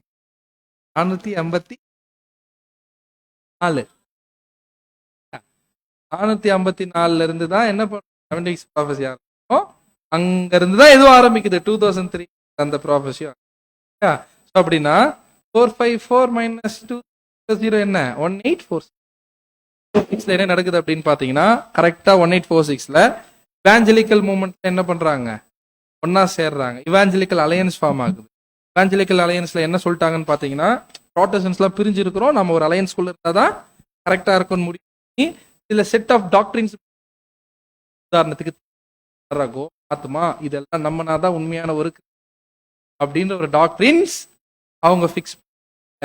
அவங்க பார்வையில் அப்ப இவாஞ்சலிக்கல் அலையன்ஸ் வராதவர்கள்லாம் யார் கிடையாது, கிறிஸ்தவர்களே இல்லை. இப்ப கேள்வி, உண்மையான பரிசுத்தவான்கள் இவாஞ்சலிக்கல் அலையன்ஸ்குள்ள போவாங்களா?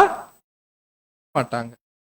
அப்படின்னா அதுல இருந்து என்ன பண்ணிட்டாங்க, வெளியே வந்துட்டாங்கன்னா அந்த டாக்டரின்ஸ்குள்ள யார் இல்ல, ட்ரூத் பீப்புள் இல்ல, பரிசுத்த ஸ்தலம் எரிக்கப்பட்ட.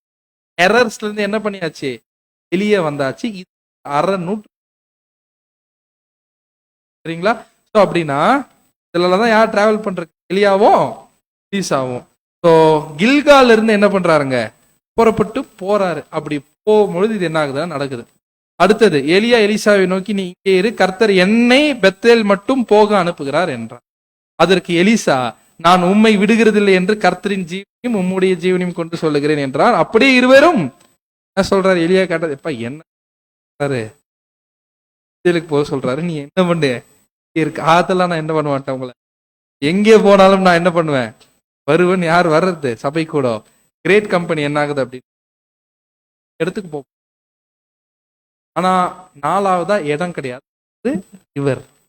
என்ன ரிவர், ஜோர்டான் ரிவர். அந்த 3மே நிலைமைகள் அந்த நிலைமையில இருப்பாங்க. பட் அந்த ரிவர்ன்றது கிராசிங், அது என்ன அடையாளப்படுத்துதுன்னு பார்க்கலாம். அடுத்தது எங்க வராங்க இவங்க, பெத்தேலுக்கு என்ன பண்றாங்கன்னா ஸோ அதுதான் எதை அடையாளப்படுத்துதுன்னா 40 years of brother Russell sir. அவருடைய இடத்துக்கு பேர் என்னதா, பெத்தேல். அந்த நிலைமையில அப்படியே இதுக்கு பேரலா இருக்கக்கூடிய 1 ராஜாக்கள் 19ஆம் அதிகாரத்துக்கு என்ன பண்ணலாம் அப்படின்னு பாத்தீங்கன்னா நம்ம போகலாம். ஸோ இந்த ஒரு 1 ராஜாக்கள் 19ஆம் அதிகாரத்துல வரக்கூடிய எலியாவுடைய நிகழ்வு இருக்கும். 10 கன்னிகைகளும் மிகப்பெரிய தொடர்பு என்ன ஆகுதுன்னு அதான் நம்ம பாக்குறோம். 1 ராஜாக்கள் 19:5 ஒரு சூறை செடியின் கீழ் படுத்துக்கொண்டு நித்திரை பண்ணினான். யாரு, எலியா. அப்பொழுது ஒரு தூதன் அவனை தட்டி எழுப்பி, எழுந்திருந்து போஜனம் பண்ணு. இந்த இடத்துல சூறை செடி அப்படின்னு இருக்கு. ESV வெர்ஷன் சில வெர்ஷன்ல ரொம்ப அழகா கொடுத்திருக்காங்க, ப்ரூம் ட்ரீ. அவர் தூங்கிட்டு இருக்கிறது எந்த ட்ரீக்கு, ப்ரூம் ட்ரீ. ப்ரூம் வச்சு என்ன பண்ணுவோம், கிளீன் பண்ணுவோம். கரெக்டா, ப்ரூம் வச்சு என்ன பண்ணுவோம், கிளீன் பண்ணுவோம். கரெக்டா இது எந்த டைம் பீரியடோட மேட்ச் ஆகுதுன்னா, கிளென்சிங் த, பரிசுத்த ஸ்தலம் என்ன ஆகுது, சுத்திகரிக்கப்படும். அந்த சமயத்துல என்ன பண்ணிட்டாருன்னா தூங்கிட்டாரு. யாரு, அப்படின்னா என்ன அர்த்தம் அப்படின்னு பாத்தீங்கன்னா, அதுதான் 10 கன்னிகைகள் ஓமையில என்ன பண்றாங்க, 2 பேரும் தூங்கிட்டாங்க. யாருனால, மில்லர் மூமெண்ட்னா. மில்லர் மூமெண்ட்ல ஒரு மாபெரும் எக்ஸ்பெக்டேஷன்ஸ் இருந்துச்சா, ஜீசஸ் வருவார்னு, வரலையா, என்ன பண்ணிட்டாங்க, டிசப்பாயின்மெண்ட் ஆயிட்டாங்களா, அதனால ஒரு ட்ரௌசி கண்டிஷனுக்குள்ள என்ன பண்ணிட்டாங்க, எல்லாருமே போயிட்டாங்க. அதுக்கப்புறம் என்ன பண்றாங்க அப்படின்னு அப்ப சாப்பிட்டு திரும்பி ஃபுட் அந்த அளவுக்கு பார்த்தா அது தூங்கிடுவாங்க. திரும்பி என்ன பண்றாரு, கர்த்தருடைய தூதன் திரும்ப 2ஆம் தரம் வந்து அவனை தட்டி எழுப்பி, எழுந்திருந்து போஜனம் பண்ணி, நீ பண்ண வேண்டிய பிரயாணம். 2ஆம் ரசல் தட்டி எழுப்புறாரு சர்ச் கிளாஸ, நீ எழுந்திருந்து போஜனம் பண்ணு, நீ பண்ண வேண்டிய பிரயாணம். அந்த கொடுத்த போஜனம் தான் ஹார்வெஸ்ட் ட்ரூத். அப்ப எழுந்து எவ்வளவு நாள் போறாருங்க, 40 நாள் டிராவல் பண்றாரு. ரசல் தட்டி கொடுத்தது எப்போ, 1874. அங்கிருந்து எத்தனை நாள் டிராவல் பண்றாங்க, நல்லா புஷ்டியா 40 years ஆஃப் சர்வீஸ். பியூட்டிஃபுல்லா ஹார்வெஸ்ட் மூமெண்ட் அப்படியே என்ன ஆகுதுன்னு பாத்தீங்கன்னா, 40 நாள் எங்க முடியும், 1914 முடியும். பாருங்க, 1940 எந்த இடத்துக்கு போறாரு, ஓரேபுக்கு போறார். ஓரேப் என்னும் தேவனுடைய பர்வதம் மட்டும் நடந்து போனான். அப்படின்னா எலியாவுனுடைய எதிர்பார்ப்பு என்னவா இருக்குது? ஹோரேப பர்வதத்துக்கு. அப்படின்னா அந்த 40 இயர்ஸ்ல என்ன எக்ஸ்பெக்டேஷன்ஸ் இருந்துச்சு? 1914ல தேவனுடைய பர்வதம் என்ன ஆயிரும்? ரீச் ஆயிருவோம்னு போனாங்க. அதுதான் என்ன எக்ஸ்பெக்டேஷன் அவங்களுக்கு. 1914ல சர்ச் குளோரிஃபை ஆகி 1914ல சபை என்ன ஆயிரும்? முடிஞ்சு கிங்டம் எஸ்டாப்ளிஷ் ஆயிரும், தேவனுடைய பர்வதம் வந்துரும்னு போனா அங்க பார்த்தா அழிவுதான் இருக்கு. என்னன்னு பாத்தீங்கன்னா ஒரே வேணக்கூடிய வார்த்தைக்கு என்னன்னு பாத்தீங்கன்னா டெசோலேஷன். அப்படின்னா தேவன் ஏற்கனவே அவருடைய எதிர்பார்ப்புகள் என்ன ஆயிடுச்சு? டெசலேட் ஆயிடுச்சு. சர்ச்சினுடைய எதிர்பார்ப்பு டெசலேட் ஆயிடுச்சு. 1914ல எலியா என்ன பண்ணிட்டாரு? மாட்டிக்கினான். அங்கே ஒரு கெபிக்குள் போய் என்ன பண்றாரு? தங்கினான். இதோ கர்த்தருடைய வார்த்தை அவனுக்கு உண்டாகி அவர் எலியாவே, இங்கே உனக்கு என்ன காரியம் என்றார். அப்படின்னு என்ன? இங்கே இருக்காத, எங்கே? 1914ல what are you doing here எலியா? பவர்ஃபுல் ஸ்டேட்மெண்ட் இது. Get up and move. எழுந்து என்ன பண்ணு? நவரு. நிறைய விஷயம் என்ன ஆகுது இருக்குது. என்ன திங்க் பண்ணிக்காத நீ இப்போ. 1914ல எல்லாம் முடிஞ்சிடும் திங்க் பண்ணாத. அப்படின்னா கிளியரா என்னன்னா 1914ல சபை நிறைவடையும்ன்ற எதிர்பார்ப்பு வந்து அந்த எதிர்பார்ப்பு தோத்து போன்றதே தேவன் ஏற்கனவே என்ன பண்ணிட்டாரு சார்? அதுவும் என்ன ஆயிடுச்சு? நடந்துருச்சு. அடுத்தது பெத்தேல்ல இருந்து எங்க போனாங்க? ஜெரிகோ வராங்க. ஜெரிகோ எதை அடையாளப்படுத்துதுன்னா பிராக்ரன்ஸ், சுகந்த வாசனை என்ன பண்ணுதுன்னு அடையாளப்படுத்து. தியேத்ராக் சொல்லுவாங்க அதே மாதிரி. அப்படின்னா இந்த இடத்துல ஜெரிகோ நிலைமையில தான் ரொம்ப நாள். இன்னும் கொஞ்ச நாள்ல ஜோர்டான், ஜெரிகோக்கு அடுத்து டேரக்டா ஜோர்டான் தான். ஸோ ஜெரிகோ அப்படின்ற நிலைமை என்னன்னு பாத்தீங்கன்னா பிரதர் ரசில் மரிச்சதுக்கு அப்புறம் பைபிள் ஸ்டூடெண்ட் ரொம்ப டஃப் கண்டிஷன். எப்படி தியேத்ரா சபை ஒரு கடினமான நிலைமைகள்ல கடினமான சூழ்நிலை சுகந்த வாசனை காமிச்சாங்களோ அதே மாதிரி இந்த ஜெரிகோ நிலைமையில தேவடைய பிள்ளைகள் செய்யறது எல்லாமே என்ன இருக்குன்னு பாத்தீங்கன்னா ஸ்வீட் சாக்ரிஃபைஸ் என்ன ஆகுதுன்னு பாத்தீங்கன்னா என்ன அப்படின்னு பாத்தீங்கன்னா என்ன சேலஞ்சிங் அப்படின்னு பாத்தீங்கன்னா ஆஃப்டர் பிரதர் ரசில் நம்ம எல்லாருக்கும் என்ன இல்ல. பிரதர் ரசில் இருக்கும் போது என்ன போட்டுருவாங்க? யாருக்கே நம்ம பார்த்திருக்கோம் இல்லையா? உதாரணத்துக்கு எடுத்துக்கோங்க, ஒவ்வொரு எக்லீஷியால ஒவ்வொரு இஷ்யூனால என்ன பண்ணிடுவாங்க? லெட்டர் போட்டு கேட்பாங்க, ஒரு ஆலோசனை இருக்கும். அது இருக்கா? யாருக்கு லெட்டர் போடுறது? இந்த ஸ்ட்ரகிள் இருக்குல்ல நமக்கு. ஒரு ப்ராப்பர் லீடர்ஷிப் பிரதர் ரசில் போல ஒரு லீடர்ஷிப் நமக்கு என்ன பண்ணல. We don't have such. நமக்கு அப்படி இல்ல. பட் ஆனா ஈவன் இந்த இடத்துல நிறைய விஷயத்துல பிரதர்ஸ் மத்தியில என்ன வருது? டிஸ்அக்ரிமெண்ட், ஒரு இசைவு இல்லைல்ல, ஒரு ஸ்ட்ரகிள் இருக்குல்ல. இந்த ஸ்ட்ரகிள்குள்ள ஒரு தனிப்பட்ட புது சிருஷ்டி என்ன பண்றாங்க? ஒரு வளர்ச்சியை காண்பித்து ஒரு சுகந்த வாசனையை காண்பிக்கிறாங்கல்ல. தேவனுக்கு என்னவா இருக்கு? கில்கால், பெத்தேல், எரிகோ. அப்போ அடுத்த கண்டிஷன் என்னங்க? டைரக்டா என்னதான் பாத்தீங்கன்னா ஜோர்டானுக்கு வர. ஜோர்டான்னா என்ன அர்த்தம்? கீழான நியாயத்தீர். நாம அந்த இடத்துக்கு என்ன பண்ணல, போல. அப்படின்னா இந்த ஜோர்டானுக்கு வர்றது எதை அடையாளப்படுத்துதுன்னா it represent the closing of the opportunity to make a consecration, the door of opportunity. அர்ப்பணிப்பு செய்வதற்கான கதவு என்ன ஆயிருக்கு? இப்ப ஓப்பன் ஆயிருக்கு. அது என்ன ஆக போகுதுங்க? அது க்ளோஸ் ஆக போகுது. அப்ப என்ன ஆயிரும்? அது க்ளோஸ் ஆயிரும். பட் க்ளோஸ் ஆயிட்டோம் கொஞ்ச நேரம் யார் நடந்து போவாங்க? எலியாவும். ஆனா ஜட்ஜ்டு டவுன். ஜோர்டான்னா ஜட்ஜ்டு டவுன் அப்படின்னு என்ன தெரியுங்களா அர்த்தம்? இந்த பாயிண்ட் ஆஃப் டைம்ல தேவன் எடுத்துட்டு இருப்போம், மாம்சத்துல தான் இருப்போம். யாரு சர்ச் கிளாஸ், யார் கிரேட் கம்பெனி என்ன பண்ணிருவார்? டிசைட் பண்ணிருப்பார். யாருடைய பாயிண்ட்ல? அவர் மைண்ட்ல he would have decided. அதுக்கப்புறமா ஸ்பிரிட் பிகேட்டல் நடக்குமா? ஆவின் ஜெடிப்பிக்கப்படுதல் நடக்குமா? நடக்கிறதுக்கு அப்படின்னு என்ன பண்றாங்க? ஒரு இடத்துல இருந்து இன்னொரு இடத்துக்கு கடந்து போறாங்க. ஒரு வார்த்தை இருக்கா, why does the chicken cross the road? Cross பண்ணு, அந்த பக்கம் போற. அப்படின்னா பைபிள்ல நீங்க நிறைய கிராசிங், வாட்டர் கிராசிங் ஈவென்ட் இருக்கும். என்ன பார்க்கலாம், என்ன சொல்லலாம்? Let's see. ஜோர்டானே என்ன பண்ணிருப்பாங்க? கானான்குள்ள போகும்போது வந்து கிராஸ் பண்ணிருப்பாங்க. எல்லாம் ஒரு கண்டிஷன்ல இருந்து வேற கண்டிஷன் என்ன ரெட் சி கிராஸ் பண்ணும்போது பழைய கண்டிஷனுக்கு வந்தாச்சு. அந்த மாதிரி இந்த இடத்துல எலியா ஜோர்டான கிராஸ் பண்றது எது அடையாளப்படுத்துது அப்படின்னு பாத்தீங்கன்னா, நிலைமையிலிருந்து என்ன பண்ணிட்டாங்க அவங்க மகிமை அப்படி எடுத்துக்கொள்ளும் போது எதுல எடுத்துக்கொள்ளப்படுறாங்க? சுழல் காற்றில் என்ன பண்றாங்க அப்படின்னு பாத்தீங்கன்னா எடுத்துக்கொள்றாங்க. என்ன பாக்குறோம் அப்படின்னு பார்த்தோம்னா, அந்த சமயத்துல இந்த சுழல் காற்றுன்னு சொல்லும் போது எல்லாத்தையும் அடிச்சுட்டு போறோம். அந்த சுழல் காற்று இல்ல, 6ஆம் மாதை முடிஞ்சு the beginning of the 7th plague யார் போய் அது யார் புரிஞ்சுக்கிறாங்க? கிரேட் கம்பெனி புரிஞ்சுக்கிறாங்க. அப்போ எலிசா என்ன சொல்றாரு? என்ன சொல்ற? என் தகப்பனே தகப்பன், இஸ்ரவேலின் ரதங்களின் குதிரை அப்படின்னு என்ன அர்த்தம்? வேற மாதிரி புல் மாடலே இஸ்ரவேலின் ரதங்களின் குதிரை வீரரே அப்படின்னு அர்த்தம். குதிரை எதை அடையாளப்படுத்துது? நீங்க தான் என்ன பண்ணிருந்தீங்க? ஒட்டுமொத்த டாக்டரின் எல்லாத்தையும் கரெக்டா ஹேண்டில் பண்ணி தூக்கி சுமந்து சரியான விதத்துல என்ன பண்ணிட்டு இருந்தீங்க? வழி நடத்தி இருந்தீங்க. ரோல் மாடலே என்ன பண்ண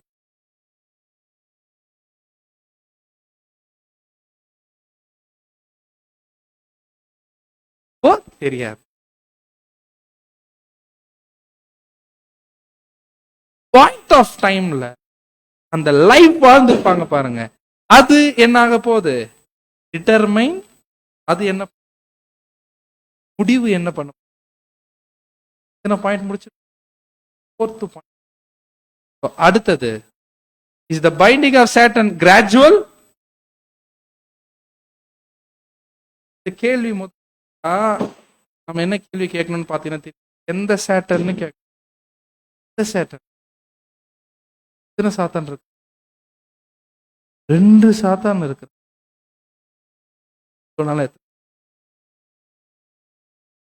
எத்தனை சாத்தான் இருக்கு? 2. எஸ், தெரியுமா? தெரியும், ஏற்கனவே பார்த்துருக்கோம். எத்தனை சாட்டன்?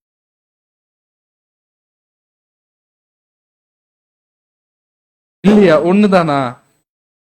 2 இருக்கு. 1 2 இருக்கு. 1 பர்சனல் சேட்டன், கார்பரேட். அது என்னது பர்சனல் சேட்டன்? யாரு? அதுதான் நீங்க சொல்ற பிறகு அந்த ஒரு சாத்தான் தான். அது யார்? அது லூசிஃபர். அது பர்சனல் சேட்டன், தனிப்பட்ட பிசாசு அவன். கரெக்டா? சோ அந்த லூசிஃபர்ன்ற நபர் அவன் சாத்தான தான் நீங்க சொல்ற. பட் பைபிள் அதை பற்றி மட்டும் தான் பேசுதா? கார்பரேட் சேட்டன், அதாவது அவனுடைய கருவி அமைப்பு, அதையும் பைபிள் சேட்டன் அப்படின்னு. இந்த 2 சேட்டன் பத்தி நான் என்ன பண்ணிக்கணும்? என்ன பண்ணலாம்னா, நம்ம இங்கே ஸ்டாப் பண்றோம். நெக்ஸ்ட் என்ன பண்ணலான்னு பார்த்தீங்கன்னா, மிச்சம் இருக்கக்கூடிய கண்டென்ட்டை, ஏன்னா அடுத்தது சாம் 8 அப்படியே நம்ம டிஸ்கஷனை என்ன பண்ணலாம், நாம கொண்டு போகலாம். கேள்வியோடு என்ன பண்ணிக்கலாம்? சேட்டன் 2, நீங்க சொல்ற 1 அந்த பர்சனல் சேட்டன், இன்னொரு கார்பரேட் சேட்டன் என்ன, இதனுடைய பைண்டிங் என்ன, அப்படியே அடுத்த செஷன் இதோட கடந்து நம்ம டிஸ்கஷனோட ஒரு டிஸ்கஷன் மெத்தட் தேவன் தாமே நம்ம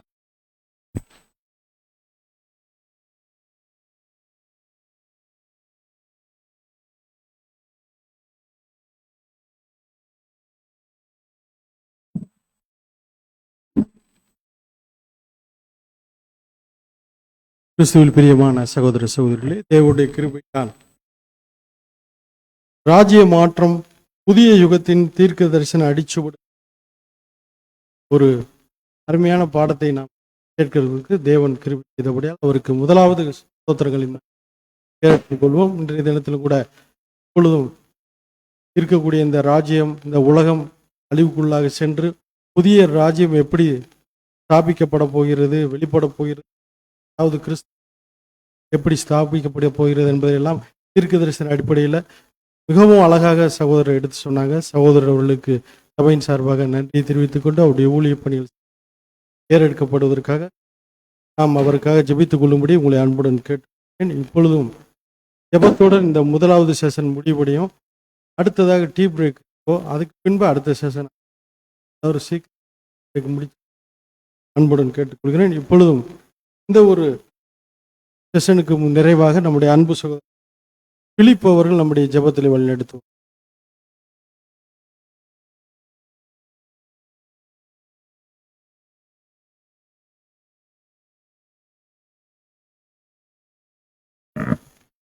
ஜெபம். ஏரோபின் மத்தியில் வாசம் செய்கிற எங்கள் தூய தகப்பனே, இதோ இந்த காலை வேளையிலே உம்மை தியானிக்கும்படியாக எங்களை ஒன்று கூட்டி உங்களுடைய சத்திய வசனங்களை கேட்கும்படியாக செய்ததற்காக நன்றியும் துதிகளையும் ஏறெடுக்கிறோம். அப்பா பிதாவே, இதோ தாசன் பேசின வார்த்தைகளை நாங்கள் ஒரு காதில் கேட்டு மறு காதில் விட்டுவிடாதபடி அதை இருதயம் பலகையில் எழுதி கொண்டு தினந்தோறும் அதை நாங்கள் பின்பற்றி வாழ எங்களுக்கு கிருபையும் அனைத்தையும் கூட்டி கொடுத்து ஆசீர்வதித்து வழிநடத்த வேண்டும். அப்பா, இதோ நீங்கள் துவக்கம் முதல் முடிவு வரை உங்களுடைய பிரசன்னம் எங்களோடு இருந்து வழிநடத்துவது நன்றியும் துதிகளையும் ஏறெடுத்துக்கொண்டு இயேசு கிறிஸ்து மூலம் வேண்டிக் கொள்கிறோம், ஜீவனுள்ள நல்ல பிதாவே.